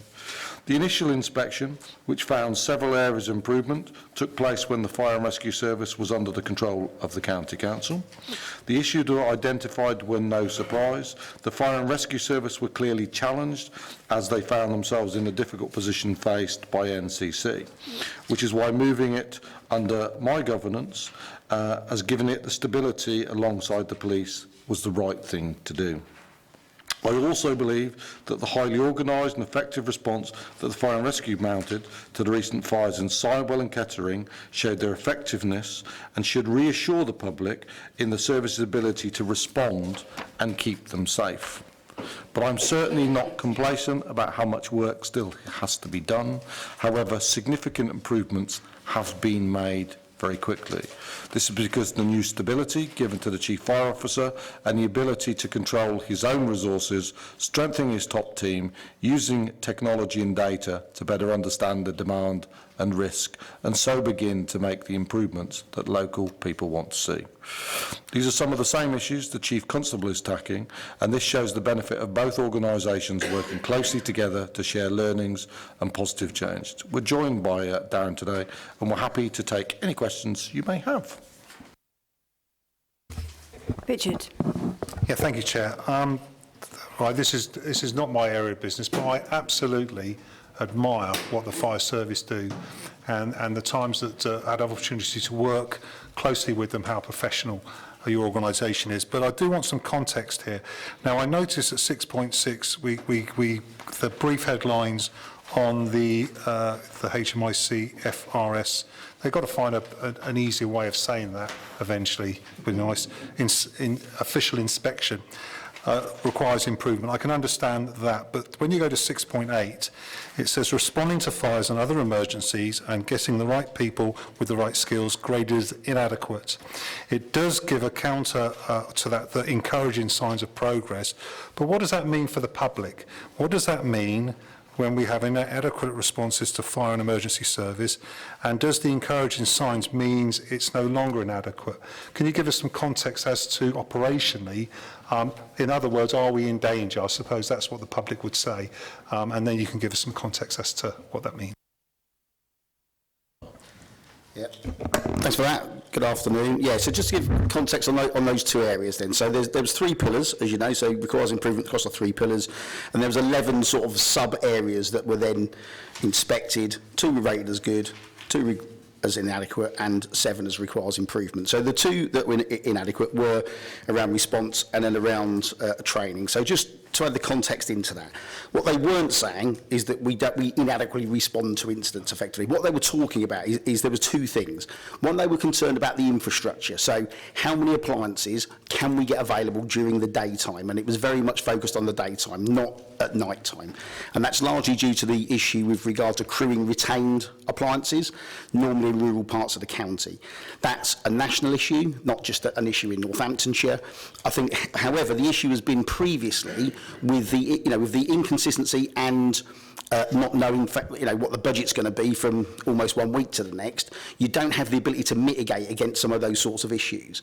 With the transfer in governance and a bit more stability around the budget, we've been able to mitigate against some of that. So what we've been able to do is put some resource into doing that. So as we currently stand, last November, on average during the daytime, sometimes we were down to having 10 appliances available during the daytime.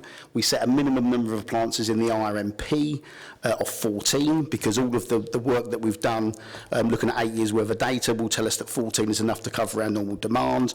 And we're up to about 87% of the time we're over that 14, whereas we were down at sort of in the low 70% of having that minimum of 14. So that's the improvement that we've seen, but been able to direct that resources in there. The other thing that they contextualised that around was around response times. And that wasn't about comparable response times. That was about the response time against the standard that was implemented effectively by the old fire authority. So that was implemented in 2007 and set an 8-minute standard for a life risk. Now, that standard wasn't achievable in 2007. It's not achievable for a county service. And what they effectively said was, your response time is around about 10 minutes, well, not around, it's 10 minutes, 27 seconds, and essentially your response standard is 8 minutes, and therefore there's a 2.5-minute gap. And that was the reasons for the inadequate on that. Again, as part of the RMP, we changed the response time to a 10-minute standard because that's comparable with other similar type of services, categorised as significantly rural. And again, just to contextualise that, Oxfordshire make 10 minutes 38 seconds, and that was rated as good. We make 10 minutes 27 seconds, and that was rated as inadequate because they were measuring against a standard in Oxfordshire of 11 minutes that they'd put in place, their fire authority had put in place, and 8 minutes that our fire authority had put in place back in 2007. So, it was around those 2 metrics effectively. We've put a lot of work in the last 6 months to increase retained availability, either by sending skilled whole-time firefighters out to fill some of those gaps. And our recruitment that we did last year, we recruited about an additional 40 70 retained firefighters last year. We have lost some as well, I have to say. You know, we do have an attrition rate. But we've been able to get those people on the run because they've just come to the end of their training. So they're now sort of counting, if you like, on fire appliances. And that's what's pushed our availability back up. And we're pretty hopeful that we can hit the 100% target of our minimum availability in a relatively short space of time. I mean, the summer months are always quite difficult anyway because lots of people are obviously on holiday.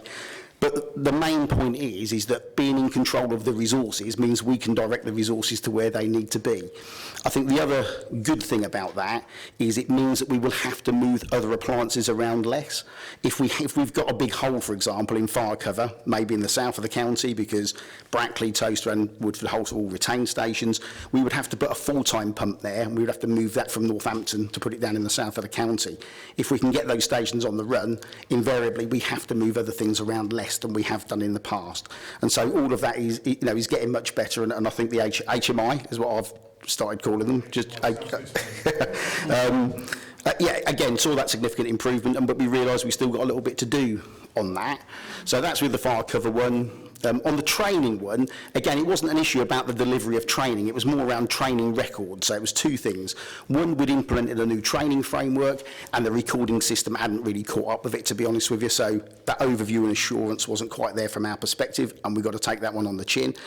The other thing was, again, we had a backlog of training that we weren't able to do last year because of the spending controls that were part of NCC, and we had spending turned down with regard to training, and we didn't have the funds, or the county didn't have the funds to fix our fire training centre at Corby, which meant we had one facility down effectively. So again, having control of the budget more, we've been able to put a bit of resource into that, and we've cleared the backlog of training essentially now. So we don't have that backlog, and again, you know, they recognise that when they come back in June for that revisit. So I think both of those things are in a good place. I think had they been in the place they are now in November, I don't think they would have been adequate. I think there'd have still been improvement required, if I'm being honest with you.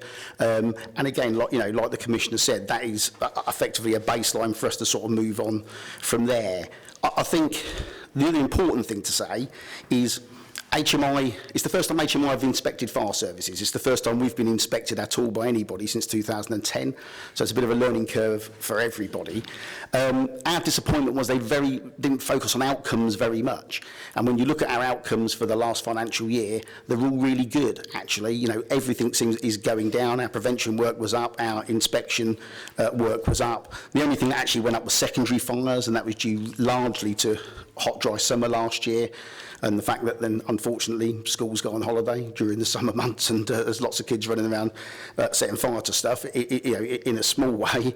But essentially, you know, that was the only thing that really went in the wrong direction. Other than that, outcomes have actually been pretty good. And that's a testament really to the work of the people in the service, is that even working in a really difficult environment as they have done within the county for, you know, a number of years, they've still been able to sort of deliver. You know, and I'm glad to say that, you know, we've managed to start to fill vacancies that we've got across the service, both in the back office and on frontline firefighters. We've had people transfer into the service in the last month from other brigades, and we're due to take on a new sort of cohort of new firefighters at the end of the year, again, so we can get in front of the retirement profile effectively and make sure that we're fully established, which is, again, having control of the budget allows you to be able to do that succession planning in a much better way than we'd previously done. So I think the report shows where we were in November. I think we've made, say, some pretty decent improvements in a relatively short space of time, and now, you know, working with Stephen and the team in the OPFCC, I think we're all pretty confident we can push on from there. Yeah, thank you, and I think that's really important that the public understand that this means that they are safe and that we do have fire services going to be there when they're needed. And also, I think you're right about this is your journey beginning with this format, and we look forward to seeing that improvement as we spend more time with you and working through the Commissioner. Thank you, Chair. Winston. Thank you, Chairman. I'm looking at the, was it HMIC report? It is a damning report, very damning report, and it's also a damning embarrassment to me. As a councillor, I've been on the scrutiny committee of the Fire and Rescue Service since 2001. And, you know, after all these years, working with fire and rescue, to receive a report like this is terribly, terribly embarrassing and really upsetting. And we all know the reason. We worked very hard since 2001 to up to about 4 years ago to have one of the best service in the country. And then to receive something like this, it's terribly, terribly embarrassing. And really, we know the reason for that. It's all to do with financial constraint and decisions made by NCC. And we had to get rid of some very, very good fire officers and firefighters in the last 3 years. So perhaps we deserve this. But what upsets me even more, because I've worked on this, what upsets me even more about this, it says it is inadequate at getting the right people with the right skills. It requires improvement in how it ensures fairness and promotes diversity. This is absolutely terrible. And how it manages performance and develop leaders. So that part of it, again, is terrible. You know, that's what I haven't been seeing in the fire service for 20 years. Diversity and fairness and fair play.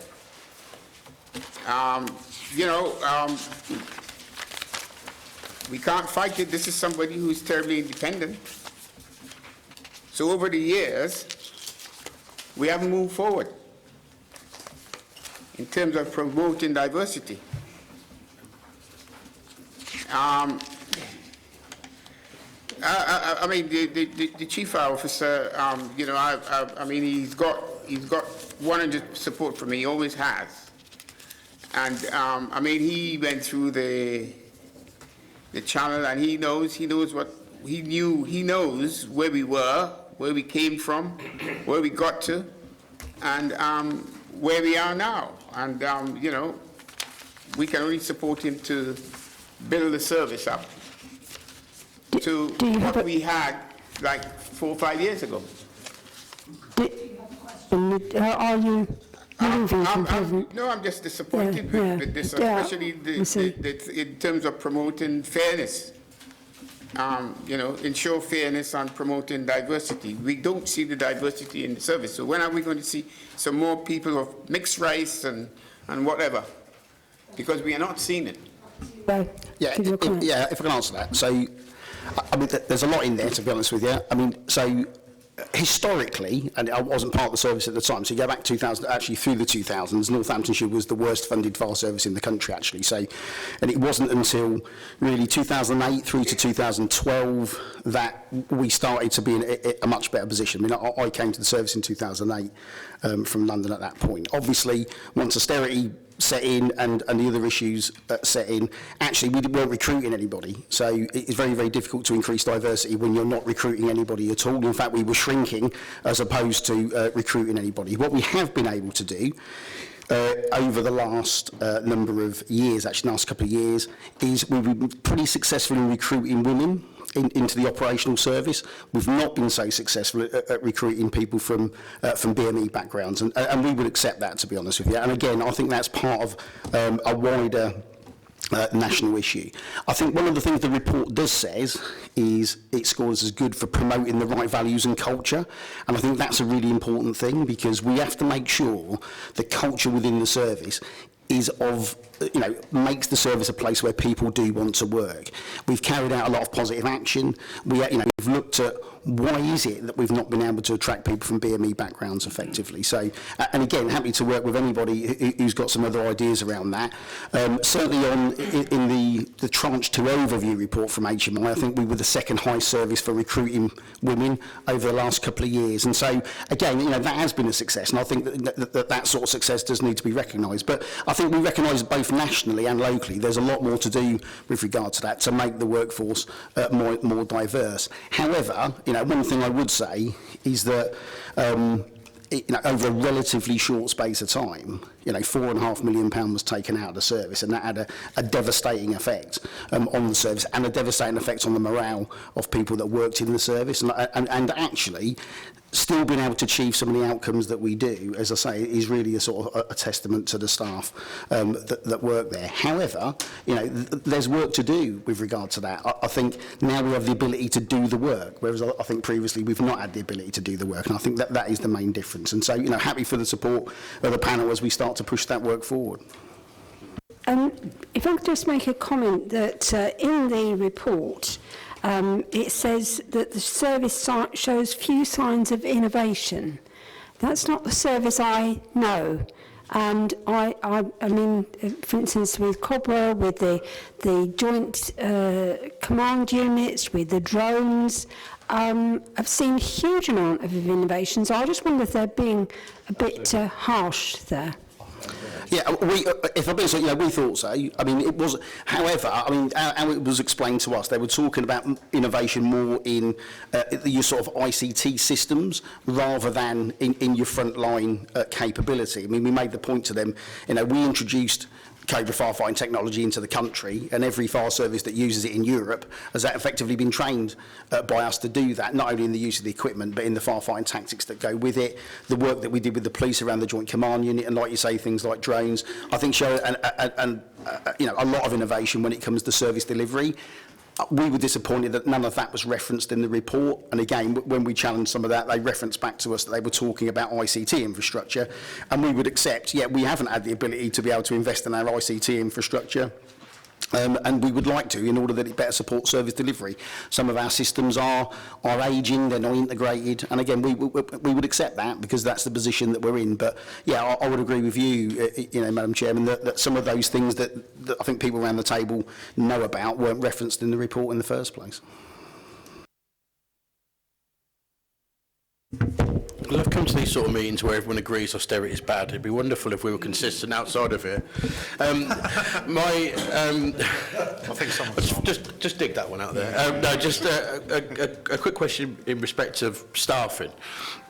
Because I speak to frontline firefighters periodically, and I don't know if every time I speak to them they're just having a bad day, but the way they kind of portray it to me is that there's a heavy over-reliance on retained firefighters, which been described as kind of unreliable at times, and that we're having to close stations on occasions, and that there is presently there's no strategy or no plan to recruit whole-time firefighters. If there is anything in the report and I've missed it, then I'm happy to be corrected. But is there a plan for that?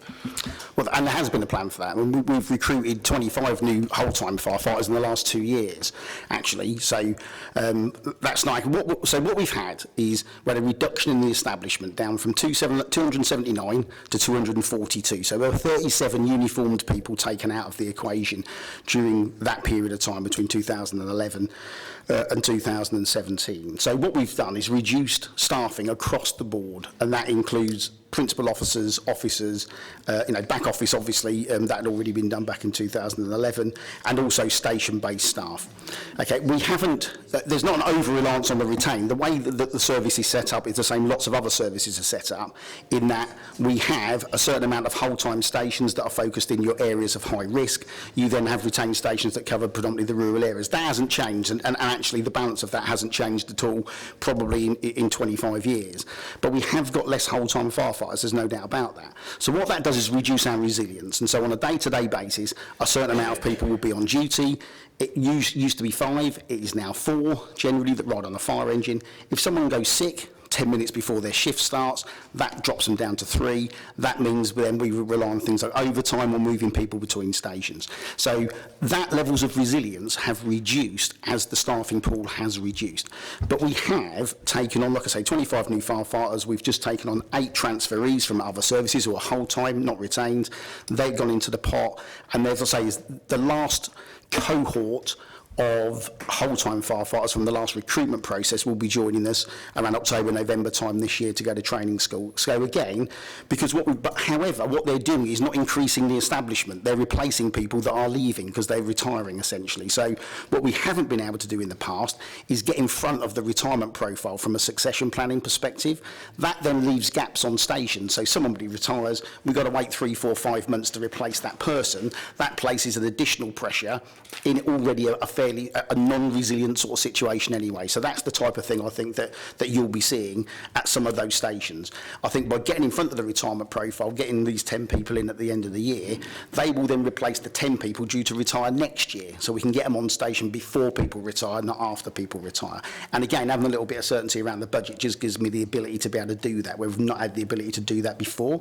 So, I think you're right. And when you talk to, frontline firefighters, it's frustrating to have a watch of 5 people when they should have a watch of 6 people, because they know one takes leave. If somebody goes sick, then essentially we need someone on an overtime or somebody from another station. So, and that is a constant sort of, piece of management that you need to be able to do. So, I think all of that pressure is reducing. However, we ain't going back up to the 279 figure. So realistically, we're still going to have to manage the establishment.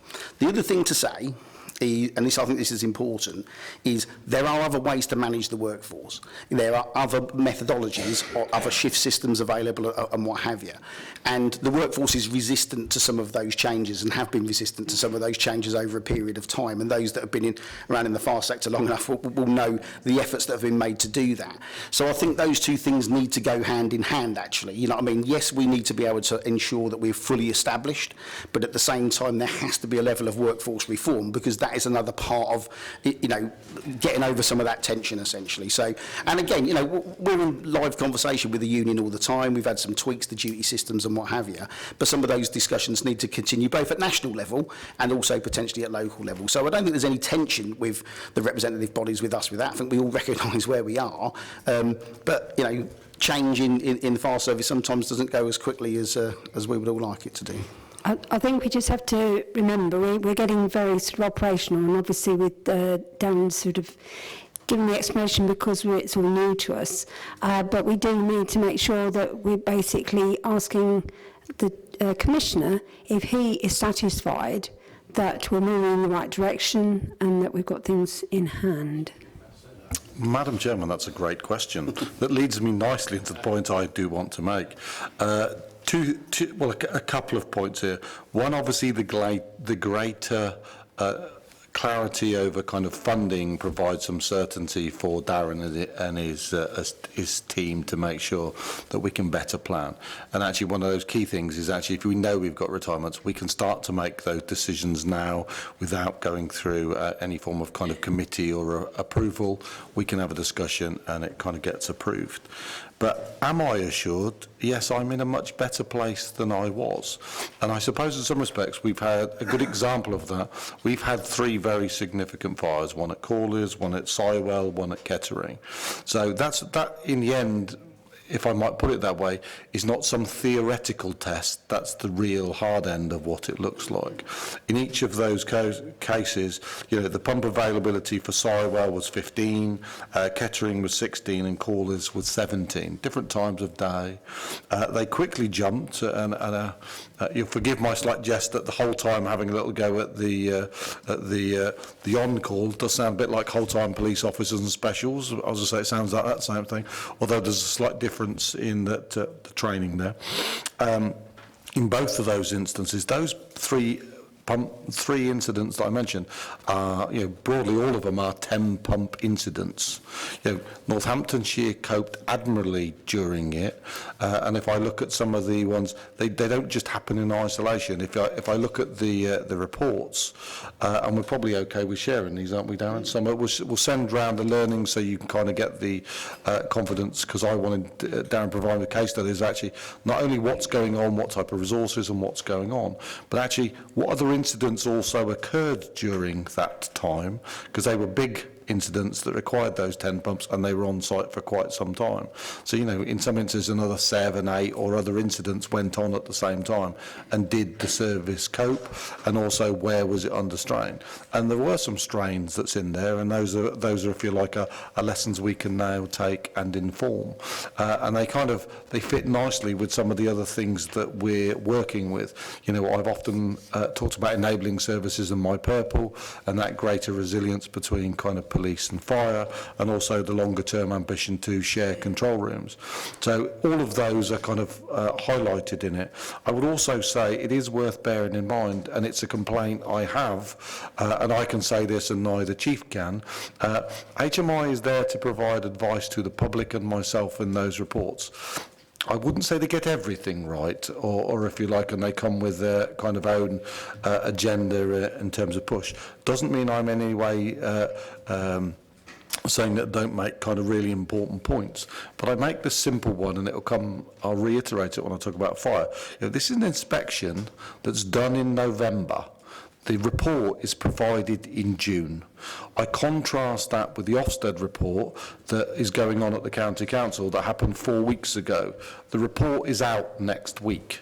That is much more useful, and actually one of my challenges to the HMIs is the time, because they do it and then they put it through moderation. Actually, it would be much more useful if you got it, you know, and I used, you know, Darren's massive governance change. From Nick's point of view, Nick's point of view, he's not going to be there when I need him, whenever that be in a minute. You know, the original report was done when he was a few weeks into office. His new deputy was several months employed later. As he's already said, he's coming up to his year's anniversary, and the report will be published afterwards. So actually also, when I hold them to account, without being rude, the HMI report is not as useful as I would like it to be, because the time lag is just so long, and that's a real difficult. But I am assured, I'm confident, you know, we were only talking about yesterday, you know, the actual average pumpability, and I actually have by broadly our blocks that show me pump availability now, because I want that assurance on behalf of you of the public. And he said, you know, we're pushing up towards the 90s, but actually we're up in the you know, 17s, 18, 19 pumps availability, not down near that 14. And we've got some innovative ideas that we're working on, and we'll share them within due course to actually make sure that we can push that up further. So on behalf of the public, I can assure you, and I think I'll share the case studies with you, because actually I think it gives you some background and insight. And I know we did provide some background, and particularly we've got some kind of new panel members. We would encourage you to, and if need be, put on another briefing, come up and spend some time at a station to actually make sure that we kind of continue to build on everybody's knowledge. And actually probably is even more useful then, isn't it? And I found it myself, then actually, you know, you've got HMI, you've got some observations, you can kind of come up, and you can now also better ask me questions to see what I'm asking Darren. We need to, because you know, time's going on, but we need to make sure that we're providing, say, comments and recommendations to put forward to the Commissioner as a result of this report. So if we could just bear that in mind. I think, Ken, you... Yeah, just a very quick one, actually, just a statement rather than a question, is when you think of the, and as Councillor Strachan has said, and also the HMI report, that actually refers to history. What I would like to do is draw a line under where we were, and at the same time, I know that the Chief Fire Officer has produced his report. It's very difficult for us to comment, or for me personally to comment, because, you know, we've got this new regime that we're under, and in fact we could probably be a lot better looking at it next year, looking at what the new environment actually is bringing forward. And I think then we can really look down and say, are you performing or are you not performing? And I think that's something which, you know, we are in a new regime, and it's something which I think we should bear in mind for this year and possibly next year. Yeah. Robert, did you want to... Okay, Judy. Yes, Chair, thank you. I meant to do this at the beginning, hopefully when I did not have a punch and I was to arrive a little earlier. Wednesdays are one day when I cannot do all afternoon meetings. I have a commitment at 4 o'clock back in Corby that I have to be there for, so I'm really sorry I need to leave in about 10 minutes, and apologies to everybody. But the next 3 meetings I note are on Thursdays and Tuesdays, and I will be here. So I do apologise. This is a non-standard day, in fact. Yeah, I know, yes. Yeah. Thank you. Okay. Right. So do we have any sort of actual recommendations for the report, or that we just note it and say, you know, we're encouraged to hear the move forward with the new regime? Richard? Yeah, I think we need to address head-on the inadequacies in the report with regard to responding to fires and other emergencies, following the context given by the Chief Officer and the reassurance given by the Commissioner that we are satisfied that the communities of Northamptonshire are safe. Immediate improvements have been made, and we look forward to further improvement in the future. I just think if that was picked up by a resident, there may be some concern, but we've looked into it, scrutinised it. We're happy with the answers we've been given. Thank you. Are you also content to, I'll come to you in a sec, for any of these comments to be delegated to myself and the chair and vice chair to come back? Robert, did you want to come in? Yeah, just a quick one, building on the recommendations. First of all, I like that there's the core numbers in this report. I think it's very helpful around response times and things like that. There's sort of middle ground, I think, between the two. A little bit of narrative supporting that would be helpful. And then on the point Richard made around the inadequacies, just bringing out actually in the report what those are. We're learning, all right? Yeah, thank you. I'm aiming for that one day you go, got it spot on. No, I'm not saying I'm right? If you found some inadequacies, it justifies our visit. I've got to have some room for improvement myself, otherwise why are you here? You know? Okay, yeah. Okay, so if we move on now to the performance improvement plan. Which, we are. Right, okay. If the Commissioner hadn't said it, I would have. Yeah, okay. Because if it works fine here, I will actually, when I move to slide and introduce what we're going to do. We do that. Okay. So when you start, we do it without disconnecting all the wires around like something.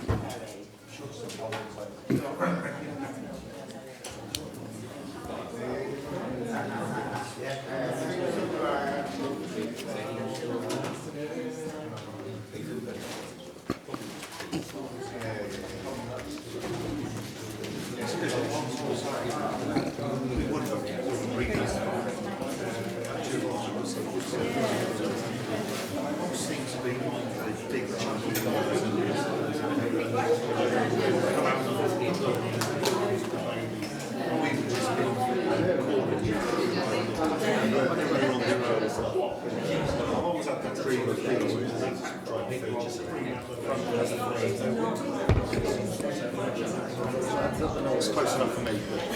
There's fire in the world.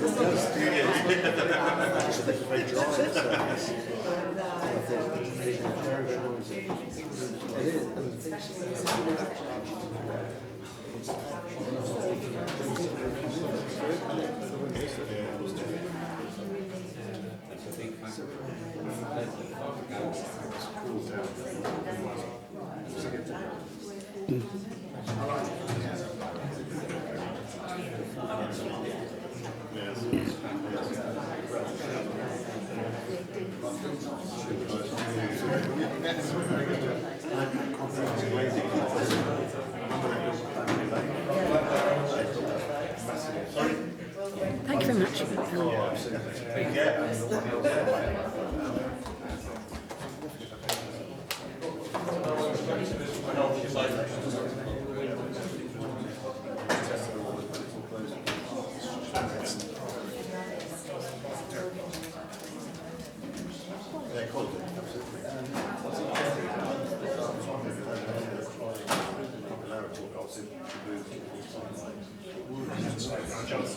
Thankfully, it's not.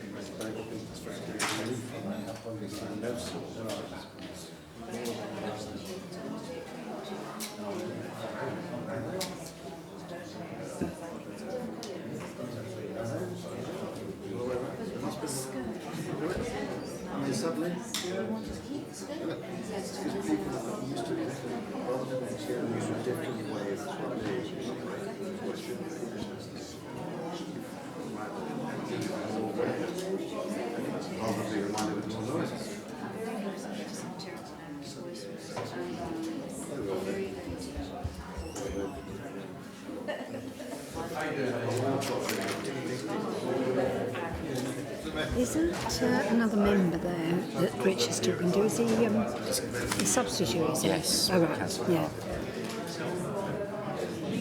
I can't remember. Yes, that's right.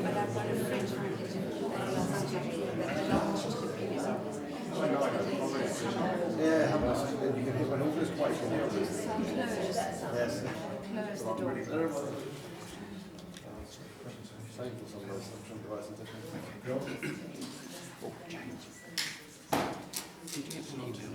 Yes, I did. Thank you. Okay. Yeah, I was going to ask what time you said you needed. Okay. Did you email about the Insight magazine? I did. I haven't had time to do anything. Was it? It didn't ring any bells. Because somebody mentioned it at the workshop, and I said, I haven't had that for ages. Right. Who did it come from? It was a police. I don't know who actually created it. It was a police organisation, and I presumed it was because we'd had a subscription or something.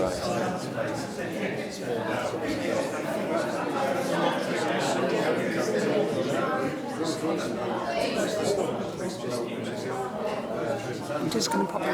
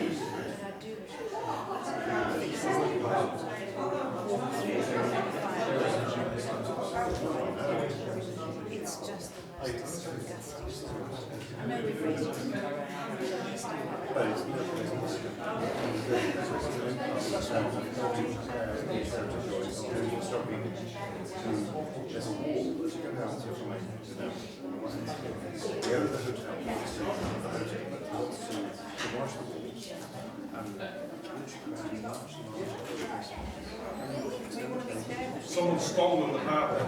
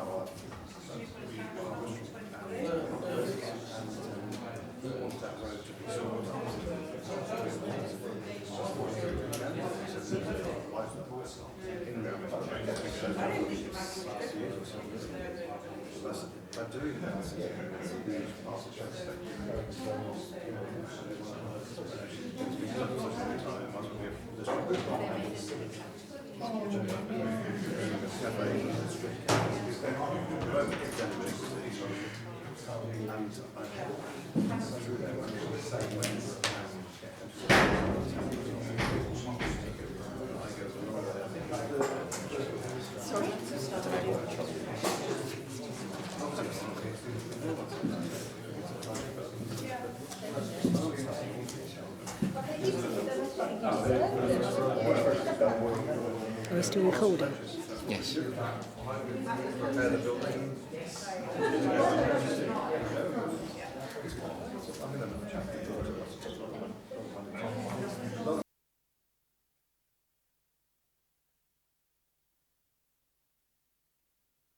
We will make a start with the... Thank you very much, Tim. Okay. I'd like to introduce it. So, Madam Chairman, we've spoken about the fire service inspection report, and it's great the inspectors have recognised how things have changed in recent months between the visit and the publication. But as I highlighted earlier, it does highlight the difference in the timeliness of our inspection reports. So, we welcome the inspection, and it's a very important process that guides improvement. But it is also worth bearing in mind it's a snapshot in time, and for feedback it would be more useful if it was a little more timely. That's my polite way of putting it. And published reports so far after the fact can have a real impact on the confidence of both officers and staff who are working hard to improve the service that they provide to the public. And if I put it, the fire inspection report took place in October and November 2018 and was published in June 2019. The policing inspection, which I want to talk about now, began in 2018 and ended in very early in 2019. A lot has changed in the force since then, and at the time of the inspection, Nick had been a chief constable for a number of weeks. He's now been leading the force for, as we discussed earlier, nearly a year, and you'll hear in a moment, has set a clear direction of travel. I also believe that the force has been structurally underfunded for the last 20 years. In the past, leaders of the force have tried to address the performance issue, but the question of funding still remains one that needs action. I can tell you that Nick and I are now working at a national level to achieve recognition that Northamptonshire has one of the fastest growing populations in the country, and that the unfairness in the way the force is funded only serves to exaggerate some of our problems. I've also joined other PCCs in writing to both Conservative leadership candidates to ask for more money for policing overall, and I will ask specifically not just for more money for policing, but I want to make sure that rather than just talk about the totality of the cake, we talk about how that cake is cut up, because it disproportionately is unfair for Northamptonshire. And we'll talk a little more in a moment, but I think it's appropriate to hand over to Nick and let him talk about some of his operational plans, because one of the things I wanted to do was give you some insight into some of the stuff that's going down the line. Chief, over to you. Okay, thank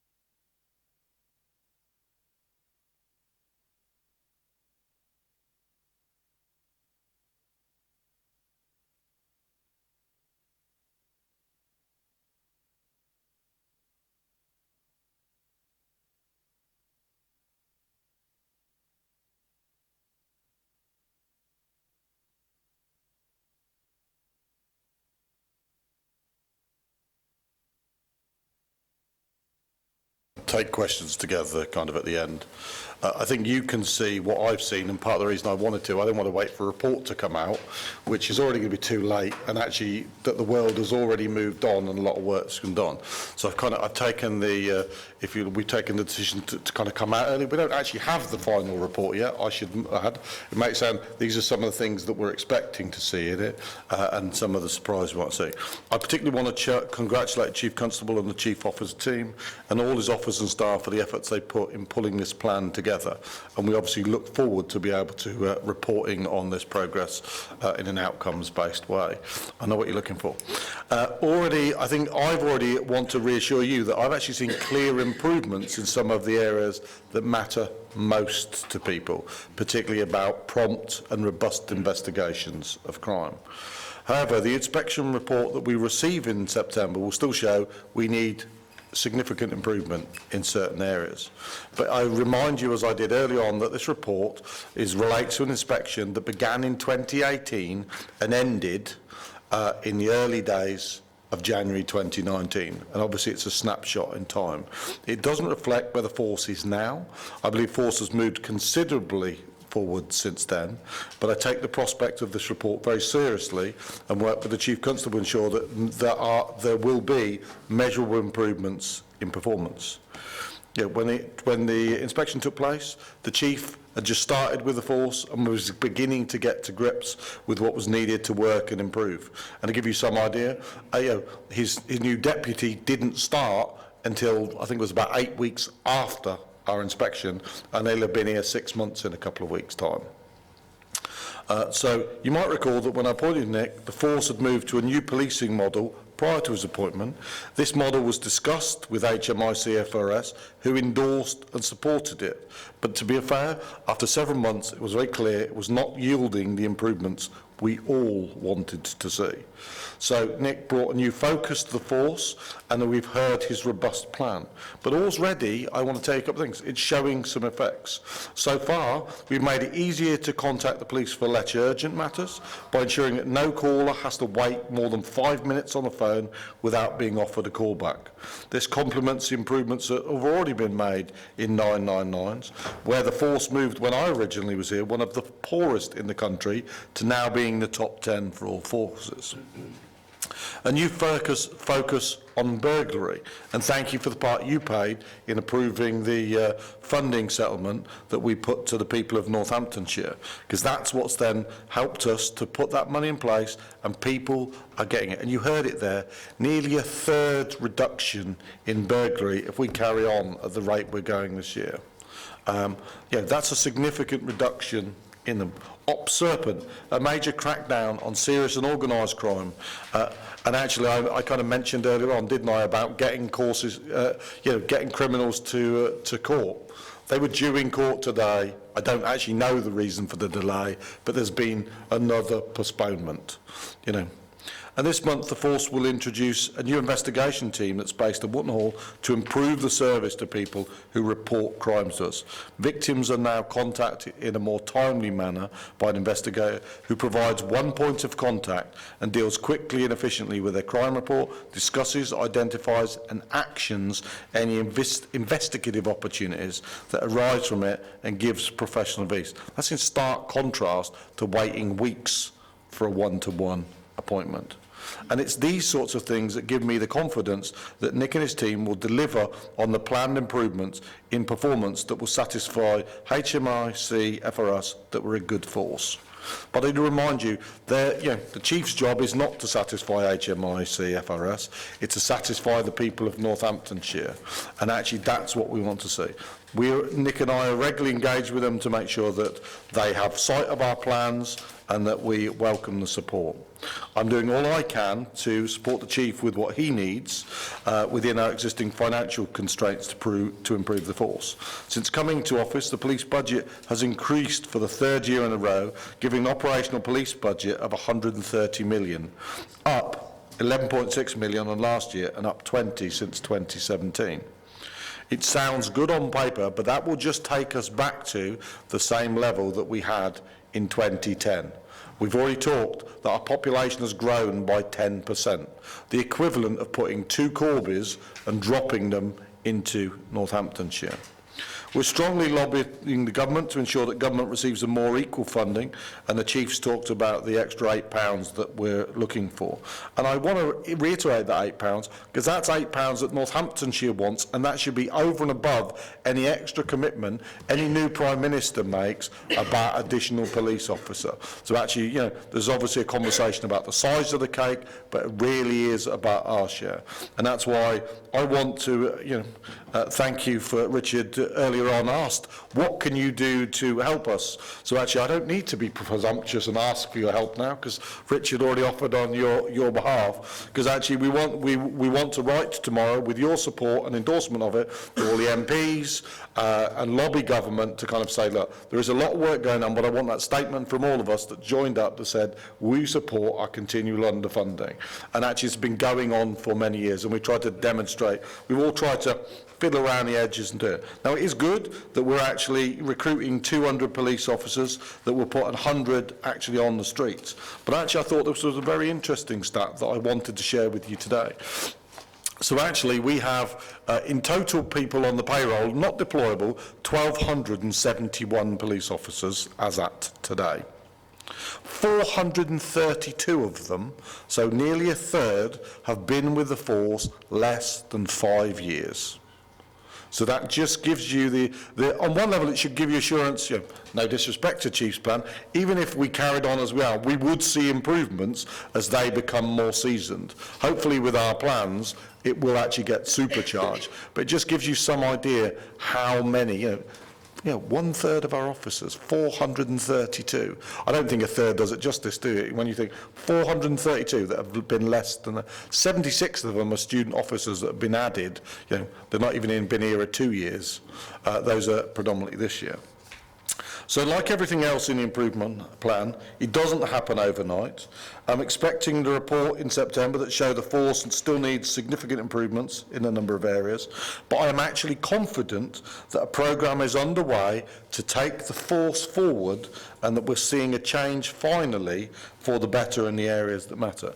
And I can't commend enough in my short time working with the new Chief Constable the sense of partnerships between our respective offices, because we still have quite different statutory responsibilities. There's no longer a sense of secrecy, and it's very much openness and making sure that we get and work together. We're happy to take questions.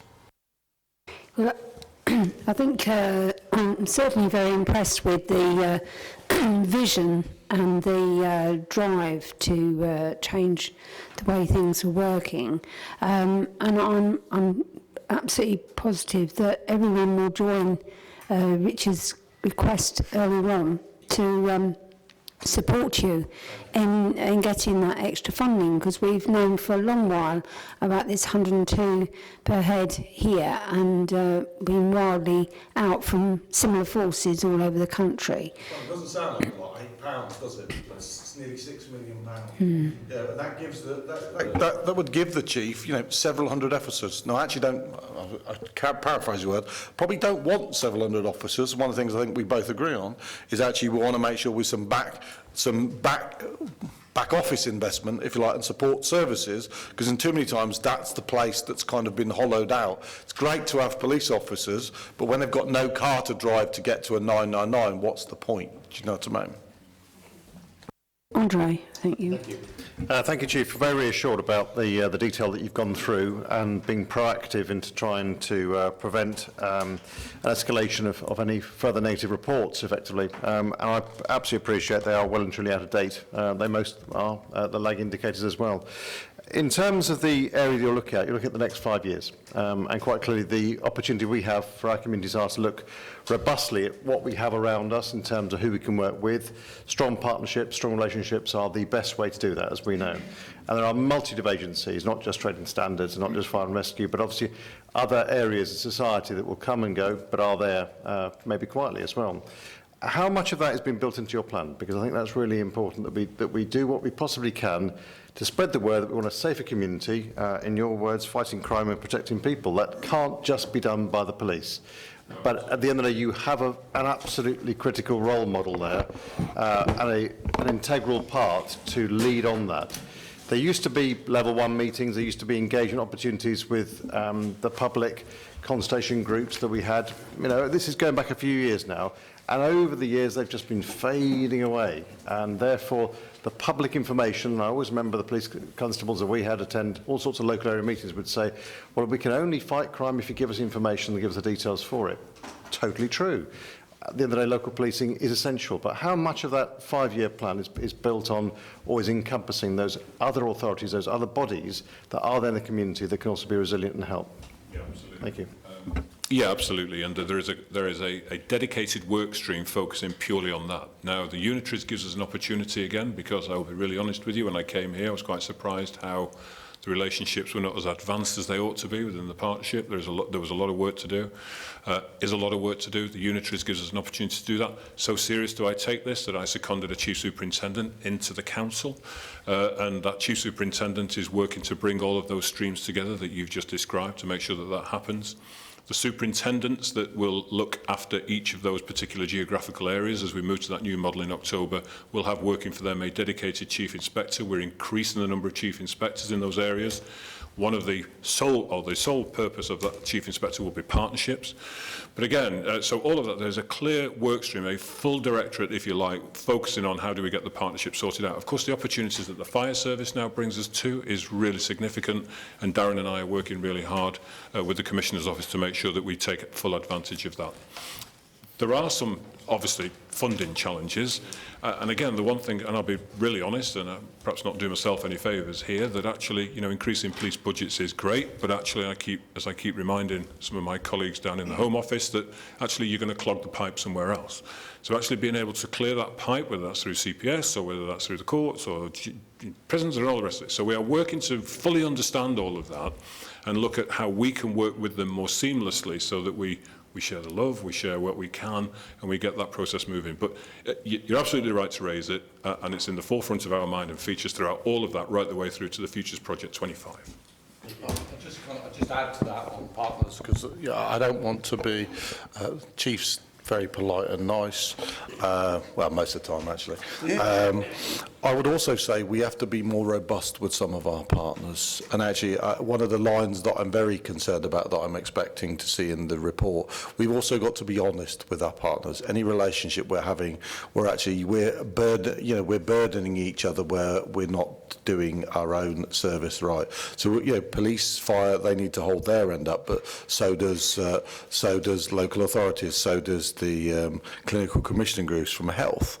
You know, I mean, you've got there's some very clear legislation about holding children in cells. We have an escalation process with the county council, and that has been failed, I think, in the period that they looked like on every single occasion. So, in other words, we had to detain them. Now, they mark that against us. With the utmost respect, is that the force's fault? I would actually say no, but I also understand why. So no one's pointing around. So actually, we will be working together to make sure we do that. I'm not saying that to kind of blame anyone, because actually it just shows you that the totality of the challenges that the county faces has a knock-on impact in terms of other people. Okay. Richard. Yeah, thank you. Just on, it's a sort of stealing Robert's thunder here. On 3.3, when you go down the examples of what is changing, a lot of them are sort of just generic statements. Like, for instance, a tremendous amount of work has gone on into how to tackle serious and organised crime, and steps have been taken to partnership. Well, that's great, but actually, what has that achieved? It would be nice to say that a number of OCGs have been closed down, or whatever. And the thing is with these statements is when we speak to the public, you see, they also want a little bit of detail.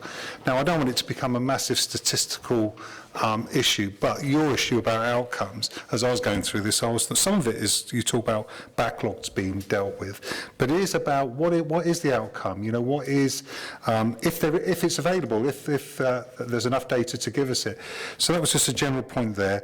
And I'll tell you what, I know a lot of police speak, but on 4.2, clear accountability and ownership, got that, resolve the first point of contact, reduce demand failure.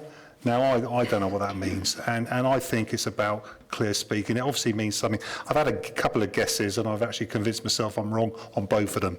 So it was just those sort of little bits like that. But the final point for the chief, and it was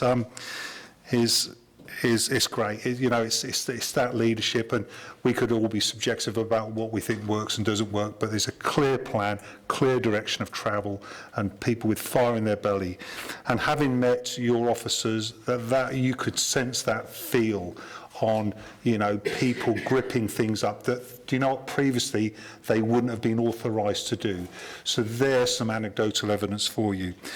The sergeants are great, getting that rank, getting them to sort of fire on all cylinders. But what about that senior leader, middle management commander level? Because they make some of those critical decisions on whether they are going to resource a particularly sensitive raid, which this was, bearing in mind the fallout, which I thought was a brave decision and the right decision based on the criminality involved there. But how are you getting on that, and are you happy that that middle strand between yourselves and the sergeants and constables have got the message? I'll take the first part. The first one particularly around vulnerability and violence.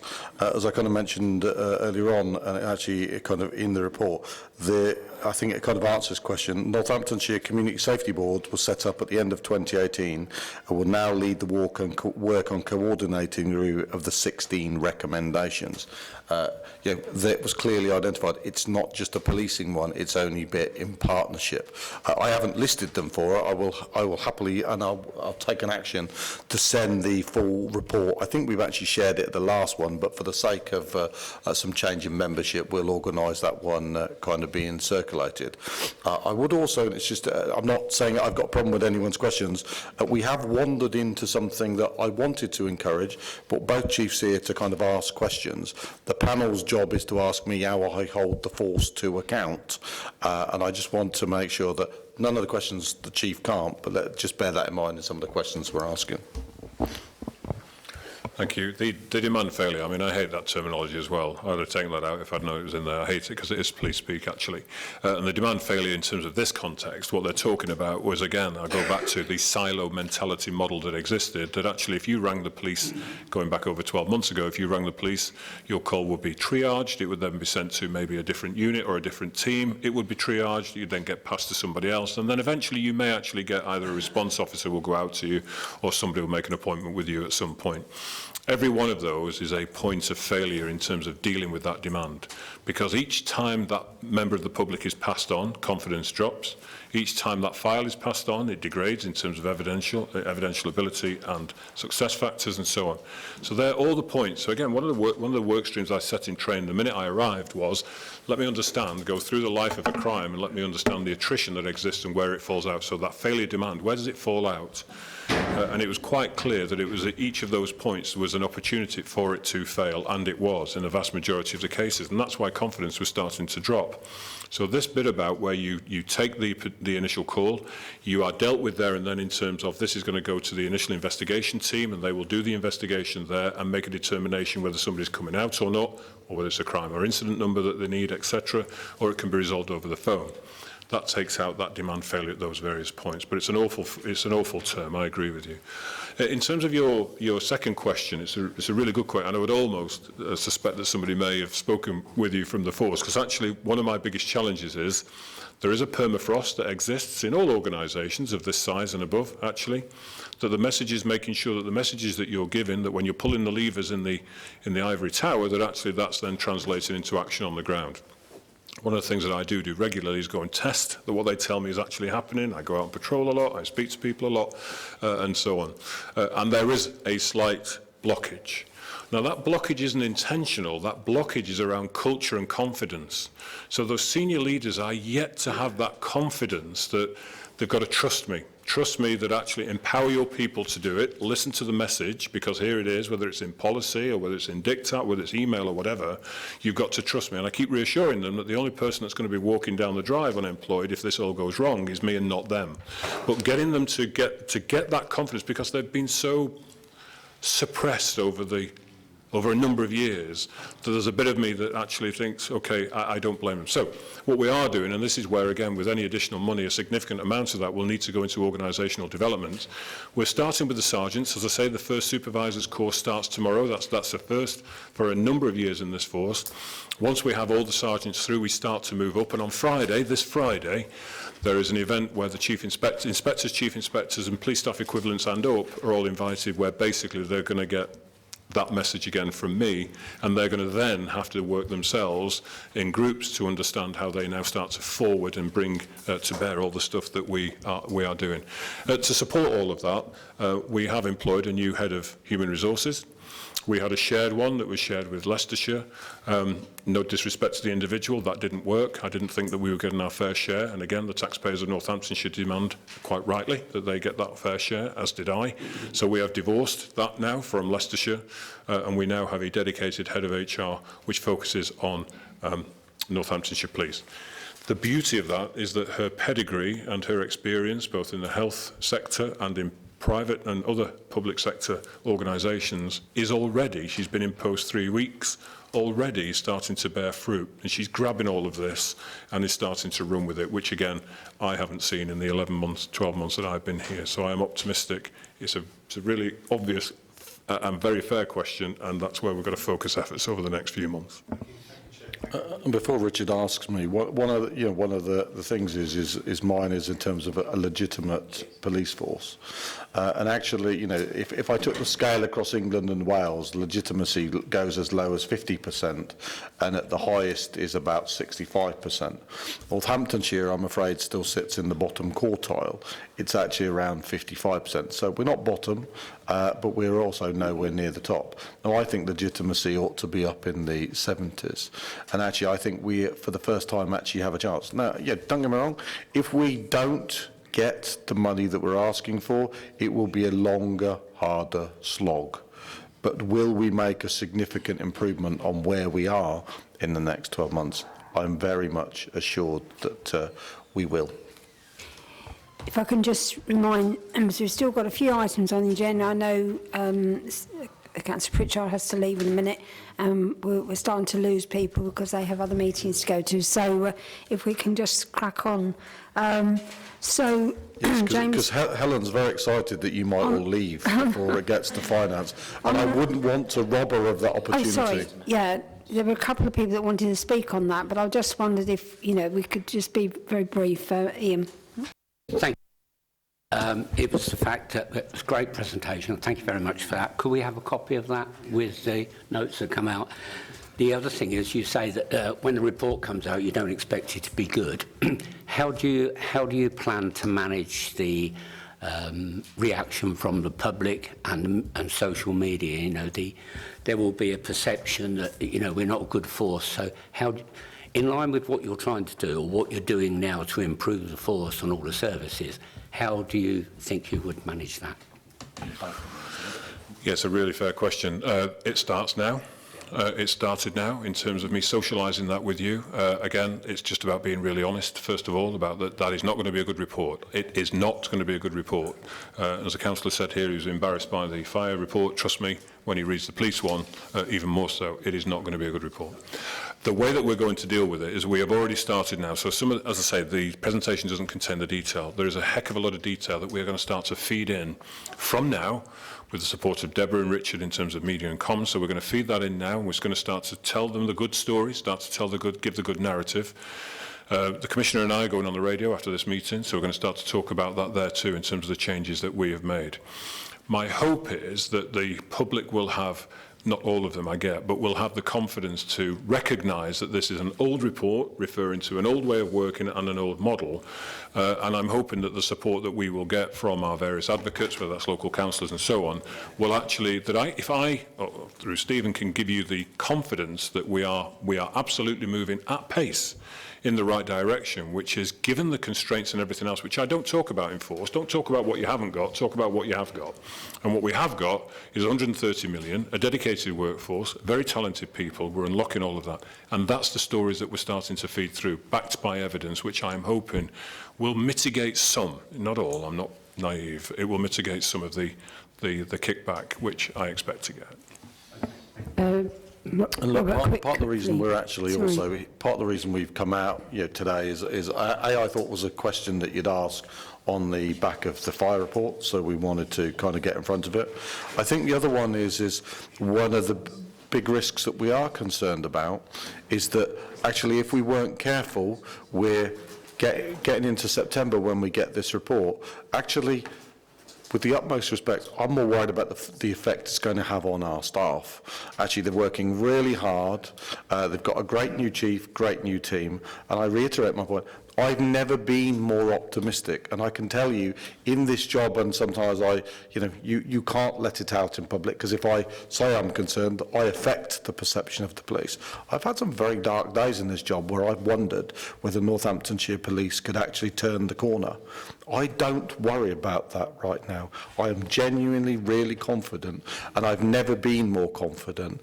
And that's not just Nick, but Nick and his team and some of the things that we've put in place. But also I'm hoping that some of the things that they're starting to see, like I said, burglary, travellers, some of those things that people are starting to see the difference. And that's why it's important that we got out, that we make sure people understand, look, it is coming down, it is historic, but there's some truths in there, I'm afraid. They were true at that moment in time. Some of them will still be true when we get to that particular point, but we wanted to get out and show that actually we know, the worst thing you can do is get a report and they tell you something you do not know. I'm afraid we know the bad news and we're doing something about it. Commissioner, there's just one sort of thing. It sounds very positive, very upbeat, very, we're moving forward, but you're saying you need money. And so, obviously, we have to make sure that we don't say, oh, well, actually, we don't need it after all because we're doing a really good job. But, so you just need to balance that, I think. I will be very careful with my words there. Look, in the financial constraints that we have got, we will do everything we can. Does it mean we can guarantee success? No, it does not. Will it be better? Yes. Will it fulfil the ambitions of the people of Northamptonshire and us, the chief and his staff? No, it won't. So we do need our money. Now, to be fair, I've spoken to both of the candidates for Prime Minister, and they both assure me that there will be extra money for the totality of policing. And I've got the other, one of them in particular, probably the favourite, don't want to get into that, who absolutely said he will promise me he will look at the funding formula. So I've used my leverage at the maximum before I gave anybody my vote, and we're trying to do it. And do you know what? I should be holding it account to make sure I get my my penance. Actually, it's probably the wrong way round, but pence is probably the right word. But okay, we'll wait to see that. Richard, just quick. It's okay, I can drop mine. It was just going to be around the mention on the slides of the passive culture, but I think you've addressed that through the answers to some of the other questions, unless there's anything else you want to add.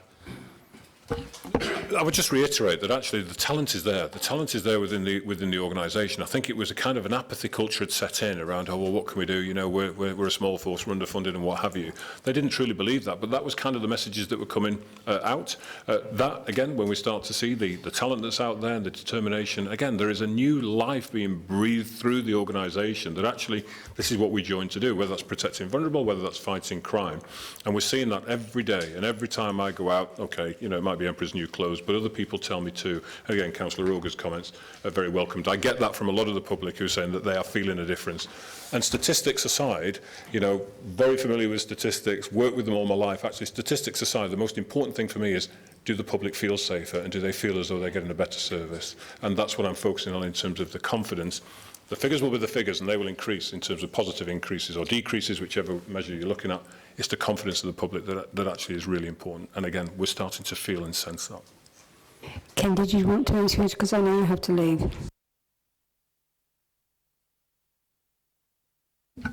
Yeah, I thought it was in the presentation. It must be in a different, because I've got about 5 presentations to do in the next few weeks, so it's probably in a different one, but we can give you a copy of that. Yeah. Can you circulate that?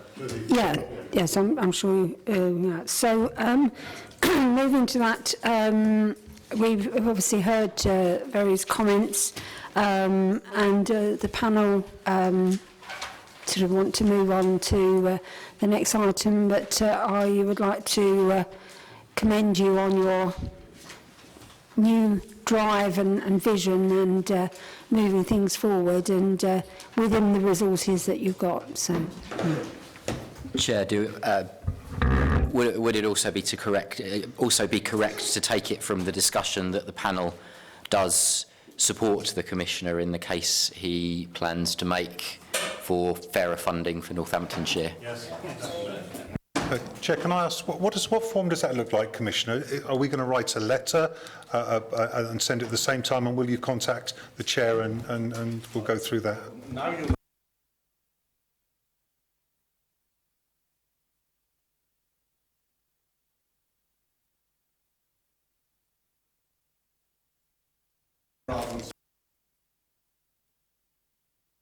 idea. Okay. We can't get that. What's opportunity, but that's kind of the ambition, I suppose. Okay, so now we'll move on to item 11, policing budget update report. Steve.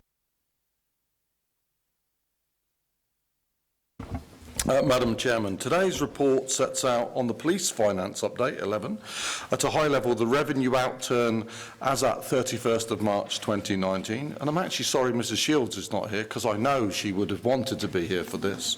I hope you'll chat with her separately.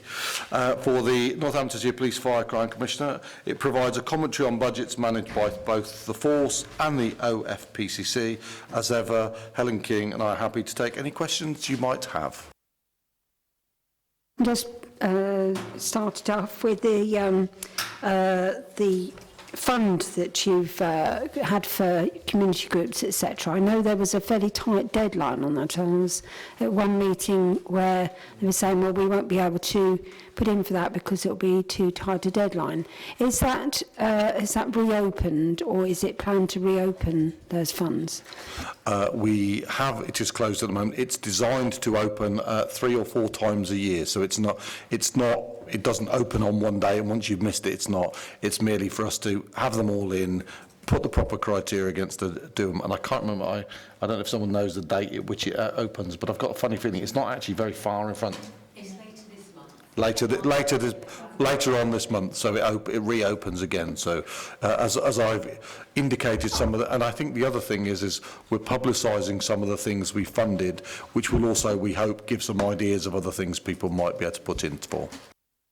I think the community really welcome that because they can directly point that money at something that is close to them, and I'm sure that there'll be more people willing to take those up in future. Any other?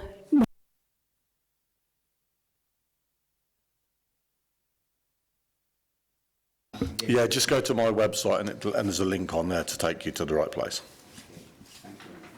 And as I believe there are 3 different funds, aren't there, that can be... The main one you want is the Community Fund and the Safer Roads Fund.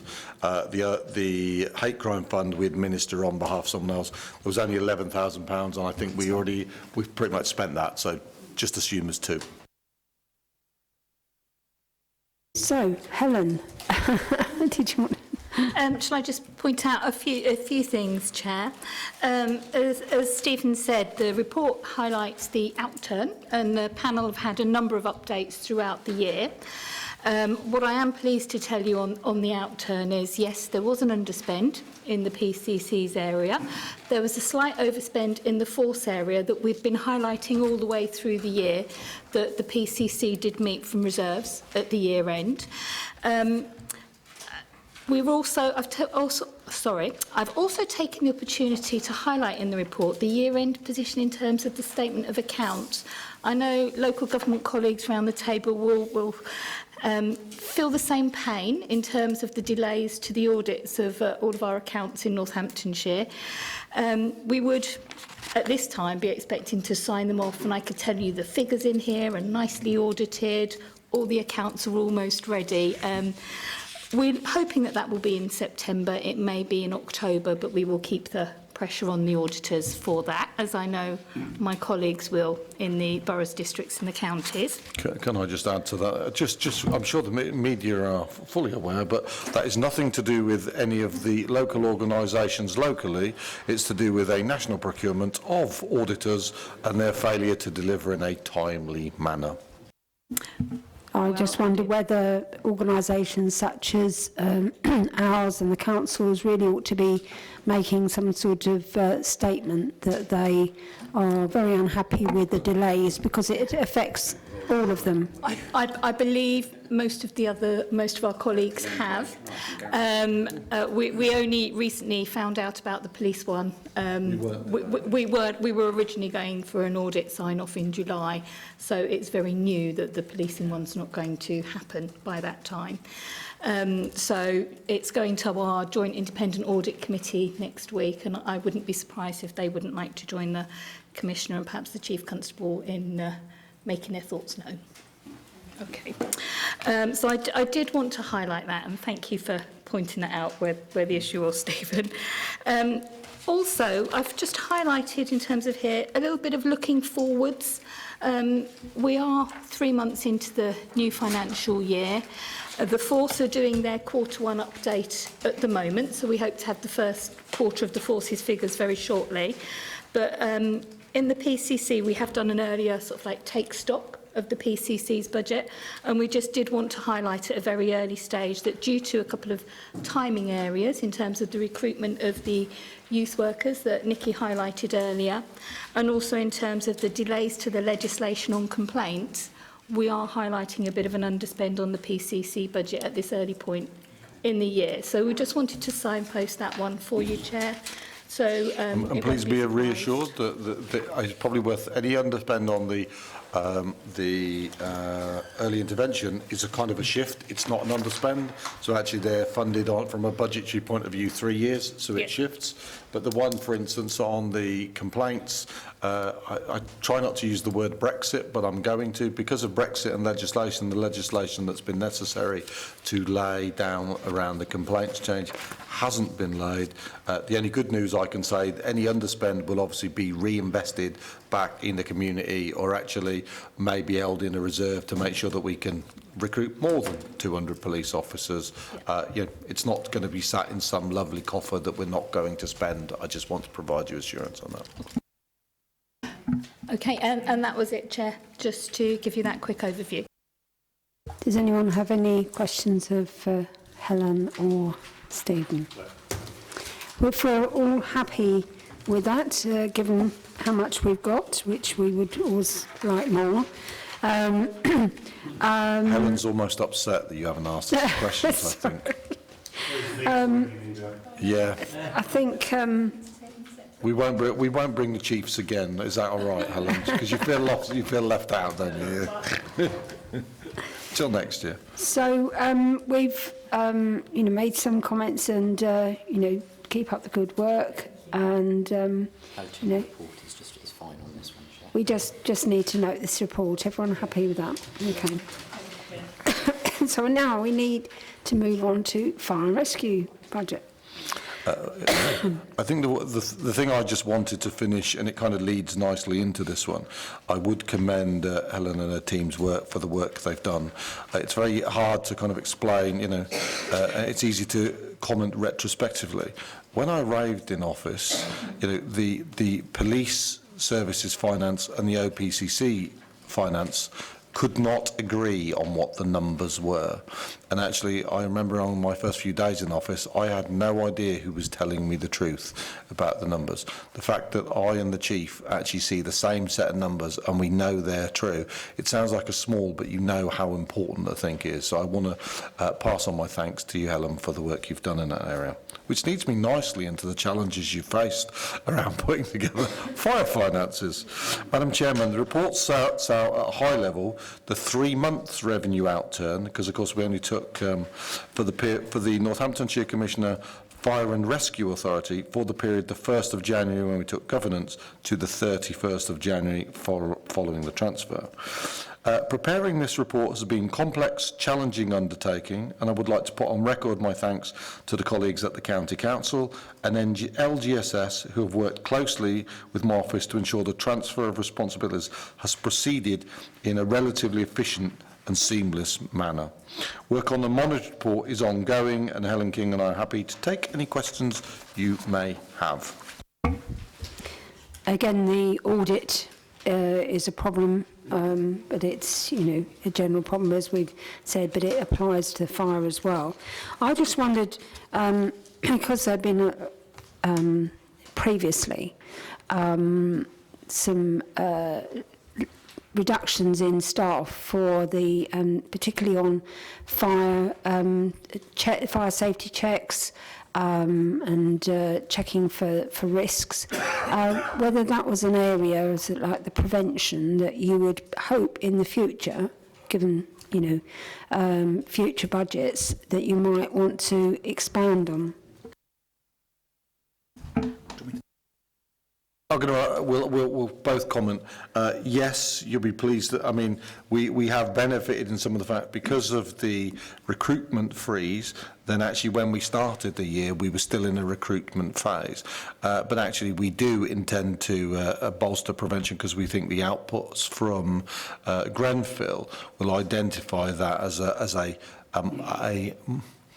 a better service needs to be given. We talked about there's something like 30,000 properties that need inspection here in Northamptonshire. Thankfully, we have a very few kind of high-rise, but it still doesn't mean that there isn't a risk.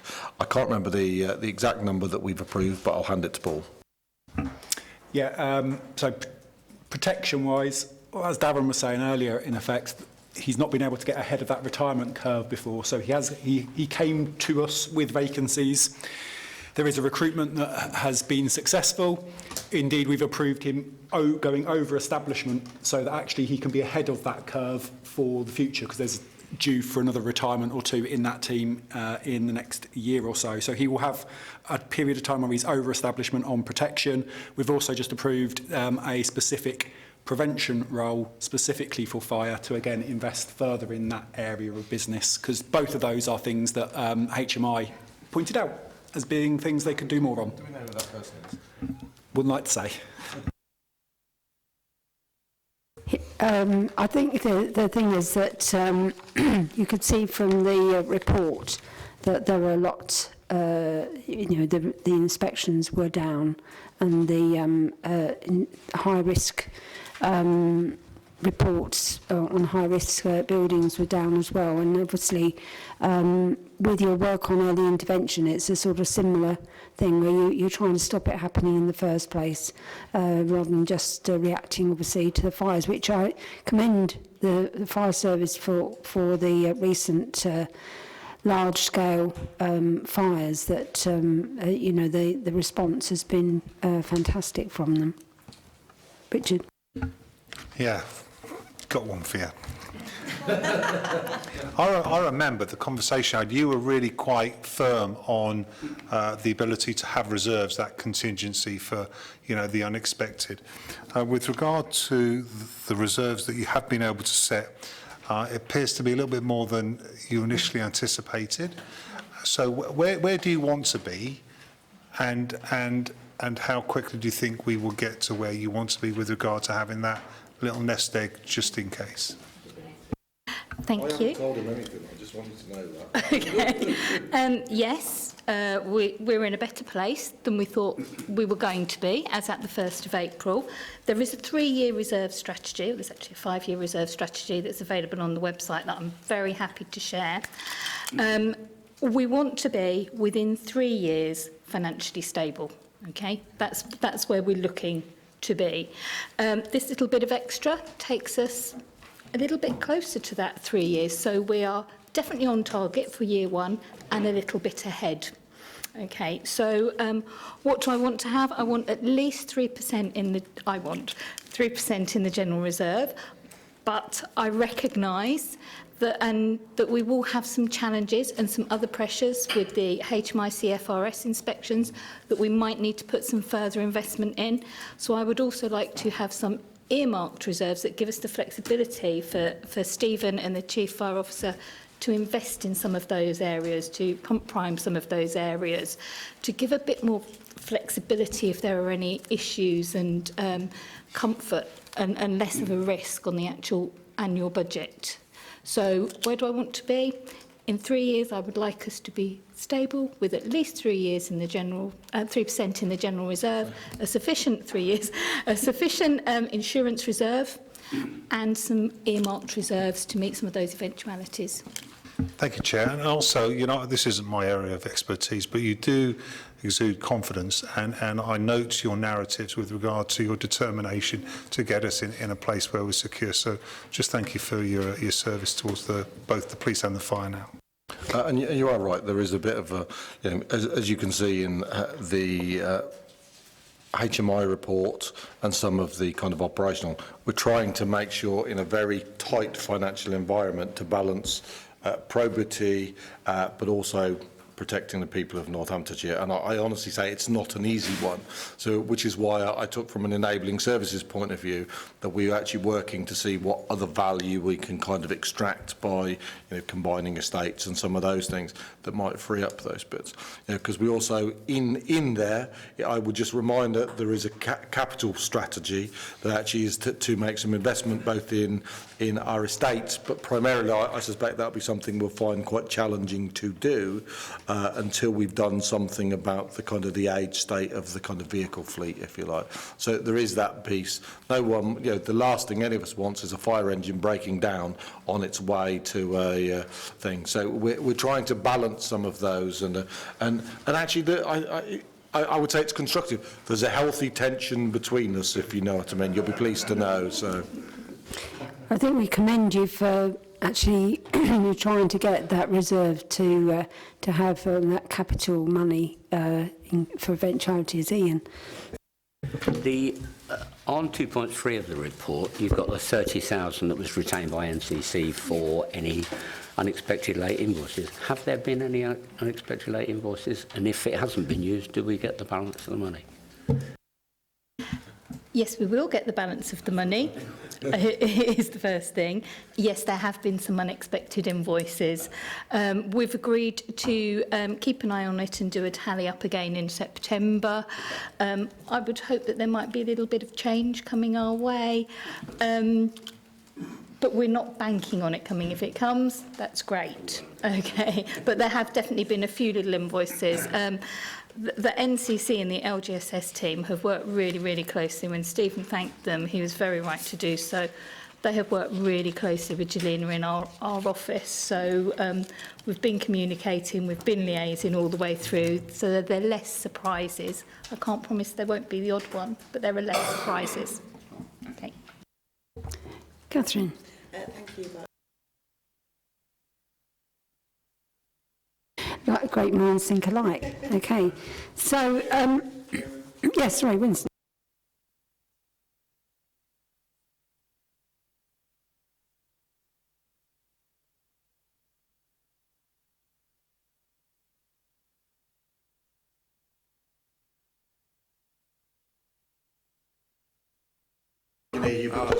Sorry. Yeah, sorry about that. Yeah.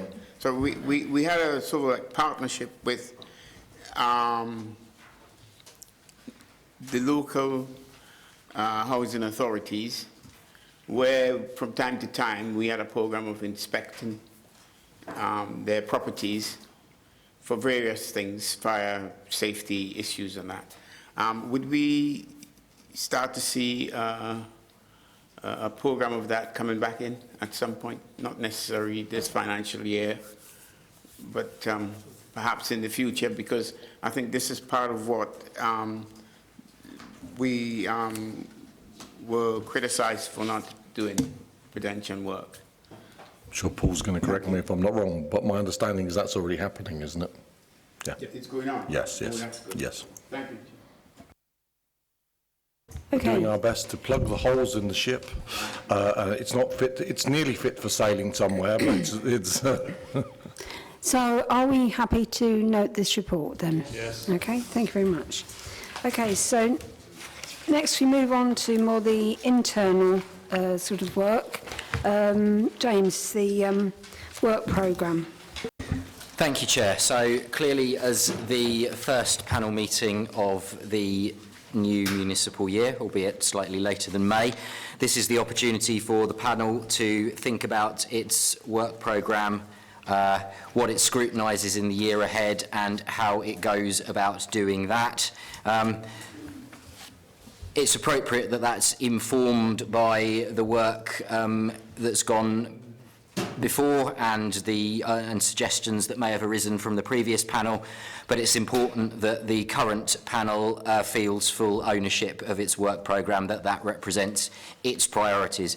Of course, the point is slightly moot given that the membership of the panel is largely unchanged from last year, but it's still worth saying. So what you have at Appendix 1 of the report, pages 91, 92, is an outline as a basis for consideration of a plan for the year, including statutory business, the things that the panel is required to do, the major special functions, and business relating to panel operation and discretionary business where the items that the panel has chosen to look at. I think perhaps it may be worth focusing most on the discretionary business. Make sure that the panel is happy with the items that are in there, that if there's previous suggestions, they also represent its own choices, and clearly there, as may be necessary, considering how it goes about doing that work. I'm thinking perhaps there particularly the panel has been in the custom of receiving regular finance reports, regular performance reports. I think you've heard something today about how performance governance is developing. If there's a need to think about to modify the previous approach to reporting to the panel on the delivery of the Commissioner's outcomes, then that's something that could be picked up. There's a specific additional issue that this report picks up, which is asking the panel to agree to continue its membership of the East Midlands Police and Crime Panels Network, which again the panel has been a member of for a number of years at a cost of £500 as set out in section 4 of the report. Again, it's appropriate at the start of the year that the panel reaches a conclusion about whether or not it wishes to continue with that approach. As I say, Chairman, the appendix presents an outline of the work programme for consideration by the panel with a view to reaching a plan that effectively carries out the panel's responsibilities, effectively prioritises to reach a work programme that is deliverable and that has the support of the current panel. Happy to take any questions, Chair. Can I just, since I think so the quickest and easiest part is to check that everyone's happy for us to continue participating in the East Midlands network. So, Chair, could I just ask where it says about the members getting access to different sources of information and guidance? I assume that's based on an internet page or something. Could you share that? That's correct. There is a website, and I can make sure that the link for that is circulated.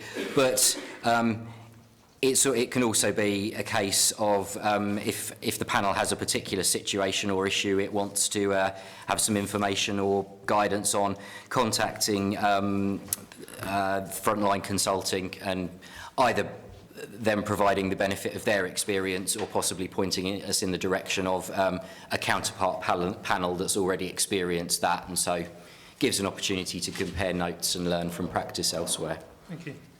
they do training, so if at any time the panel felt they needed a particular training, then we could probably approach them to do that as well. As far as the panel work, I mean, obviously most of this is work that we have to do by statute. I presume that the next meeting, the one that isn't, is the recruitment, retention and sickness, James. And then help me, the outcomes of the inspections and the effects to the structure of the PFCC. Yeah. None of those are the statutory ones, are they? No. The statutory business is everything in the left-hand column. The discretionary business is at this point in time is fundamentally things that last year's panel has identified as potential areas of work. So to pick up, for example, the effective changes to the structure of the office of the PFCC made in December 2018. If members recall, when the panel did a confirmation hearing for the new appointments of the rotating chief executive position, which was done at the meeting in December 2018, the panel also resolved that it wanted to scrutinise the effectiveness of the structure in 12 months' time. So that is where that has come from. So it's open to the panel, the current panel, to treat all of these as suggestions, and rather than things it's obligated to do, and to accept any, all, or none of them as it sees. Are there any items in that list that you think are not suitable to put in, Richard? It's not. I just wondered, almost in memory of Mary, that we could just follow up on how the domestic violence strategy develops, and who eventually is that? That is on the March 2020 overview of responses to domestic violence in Northamptonshire. 2020. Just wondering whether that it would be, if there is any updates, Chair, would it be possible for us perhaps to, if they do have a, sorry James, I'll. Oh no, no you weren't. It was just with regard to if we do have a resolution, it's silly waiting until 2020 if in fact a report is done and a structure is developed and ideas on how the county are going to deal with that. It would be nice to have that early. I imagine Stephen will bring that to us when it's available anyway, and then we can take a view as to whether that other item. I was going to suggest it's due to go to the Community Safety Board after the summer. So I would suggest that once perhaps they've agreed it, we bring it here for information so that you can at least see the strategy and have opportunity to, yeah? Yes, highlighted a really useful point. The work programme also isn't intended to be set in stone, to use a cliche. It can be adapted during the year, whether that is changing the scheduling of something put in at this point, or indeed responding to new issues that might arise. And certainly part of that can also be the provision of information to the panel using other means. You know, we got something you can be aware of, we'll just circulate that by email. If that leads to something new coming to the panel, or something already on the plan being rescheduled, then that's absolutely fine. What I'd seek to avoid is what I'd counsel you to seek to avoid is having fundamentally information items brought to panel meetings. I think that can be done off agenda, and then that enables you to use the time at the panel meetings to focus on your role for scrutinising and supporting the Commissioner, rather than just being informed about things. So yeah, it's important to come up with a manageable work programme. So if something like domestic violence was to move forward in the plan, then something else would probably have to be not fall off, but necessarily be altered. So yeah, it's about coming up with something that's informed and manageable. Thank you, Chair. So if October, would October time give you time? I'll double check. If not, we've got one in December as well. We can move it around. Yeah. We can guarantee before the end of the year, but I can't tell you. That's brilliant. Okay, thank you very much. Thank you, Chair. So the Secretariat can liaise with the OPCC about the timing of an item on domestic violence. With regard to the recruitment, retention and sickness, Stephen, is there likely to be some sort of update by October, or is that too early in your, with all your... Police or fire? Police, really, yeah, I would have said, because these were set before the fire came on board. So it's more, you know, if you're doing a big recruitment drive, is that too early to sort of, you know, come into... I can tell you, as I did a little earlier, I can give you that we're at 1271 already. and 76 student officers. If you like, why don't I just give you, I'll make sure that we build into our narrative for each report. We'll just add it as we go.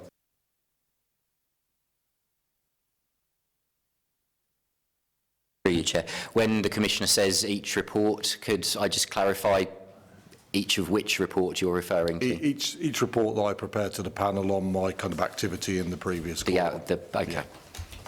Does the panel feel that any of these items we don't need to, I mean, for instance, recruitment, retention, sickness hasn't come up particularly as a an item for discussion. Are there any, you know, like that you feel that perhaps we don't need to cover anymore, or, you know,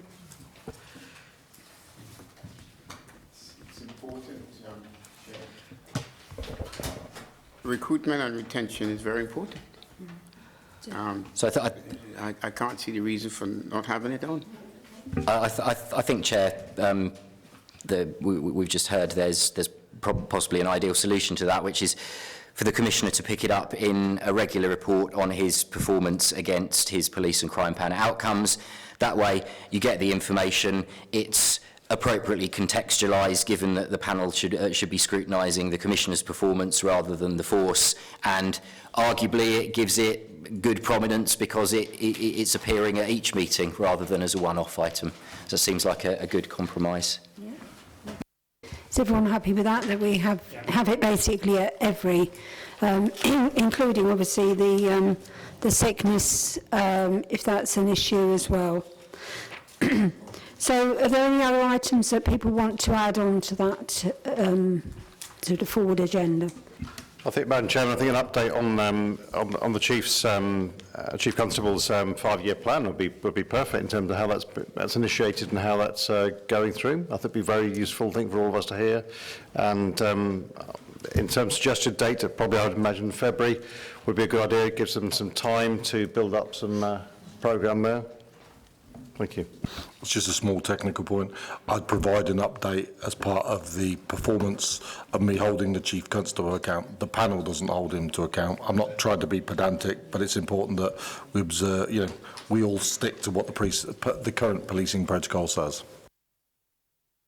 Okay, but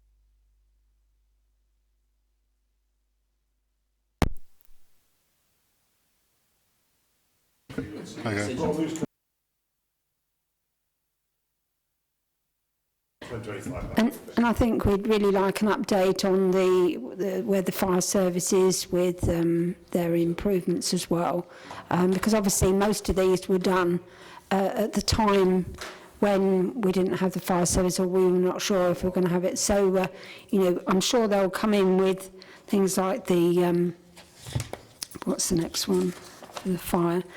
Well, we've got the budget in February, but I mean, where you've got performance updates, presumably perhaps that will include fire as well as... Exactly. Yeah, okay. Chair, I was wondering whether specifically we could have something on 6.8, which is those two areas that were graded as inadequate. It might be nice to get just something at the next report, a little bit more detail than just encouraging signs of progress, because those were quite specifically, I don't know whether just in a report form on how that's been addressed. 6.8, those two areas that were quite outliers really. Would you be able to provide that, just particularly for the ones that are inadequate? I would provide that as part of my, I would expect to provide that as part of the performance update. So, James, are you happy with that, or? I am, Chair. Right, okay. The final item should be very quick. We have a complaints subcommittee, and we need to make sure we have 6 members. Is it 6 members? I'm trying to find the list of them now. Where is it? James. Yeah, Chair. I hope the report is as clear as it needs to be about the purpose of the complaints subcommittee and how it's composed. Paragraph 3.1, where its membership consists of 2 councillors from each of the political groups represented on the panel, so that is Conservatives and Labour, and 2 independent co-opted panel members, formally one as a member and one as a substitute, but in effect both can act interchangeably. So Councillor Pritchard has expressed an interest in being on one of the councillor panel members. We have 2 Labour panel members and we need 2 for the subcommittee, so in effect that there is no choice on that matter, I'm afraid, Councillor Strachan. And we have 2 independent co-opted panel members. Well, once events resulting. Mrs. Shields was on the subcommittee last time, but isn't present to say whether she'd be interested in continuing. So that may be something that we can confirm after the meeting. And we need 1 further Conservative. I'm trying to find the list of who was. And the members in 1819 were Councillors Auger, Butcher, Pritchard and Strachan and Mrs. Shields. Okay. Because for much of 1819 we were in the process of recruiting. Councillor Auger, are you happy to stay on that? If Councillor Jelly would like to do it, then I'm absolutely fine. We did have one last year, which was, so you got some experience there. So I'm happy to stay unless anyone particularly. Well, previously we had, yes, so Councillor Pritchard was on before and he wants to stay on. Councillor Jelly, are you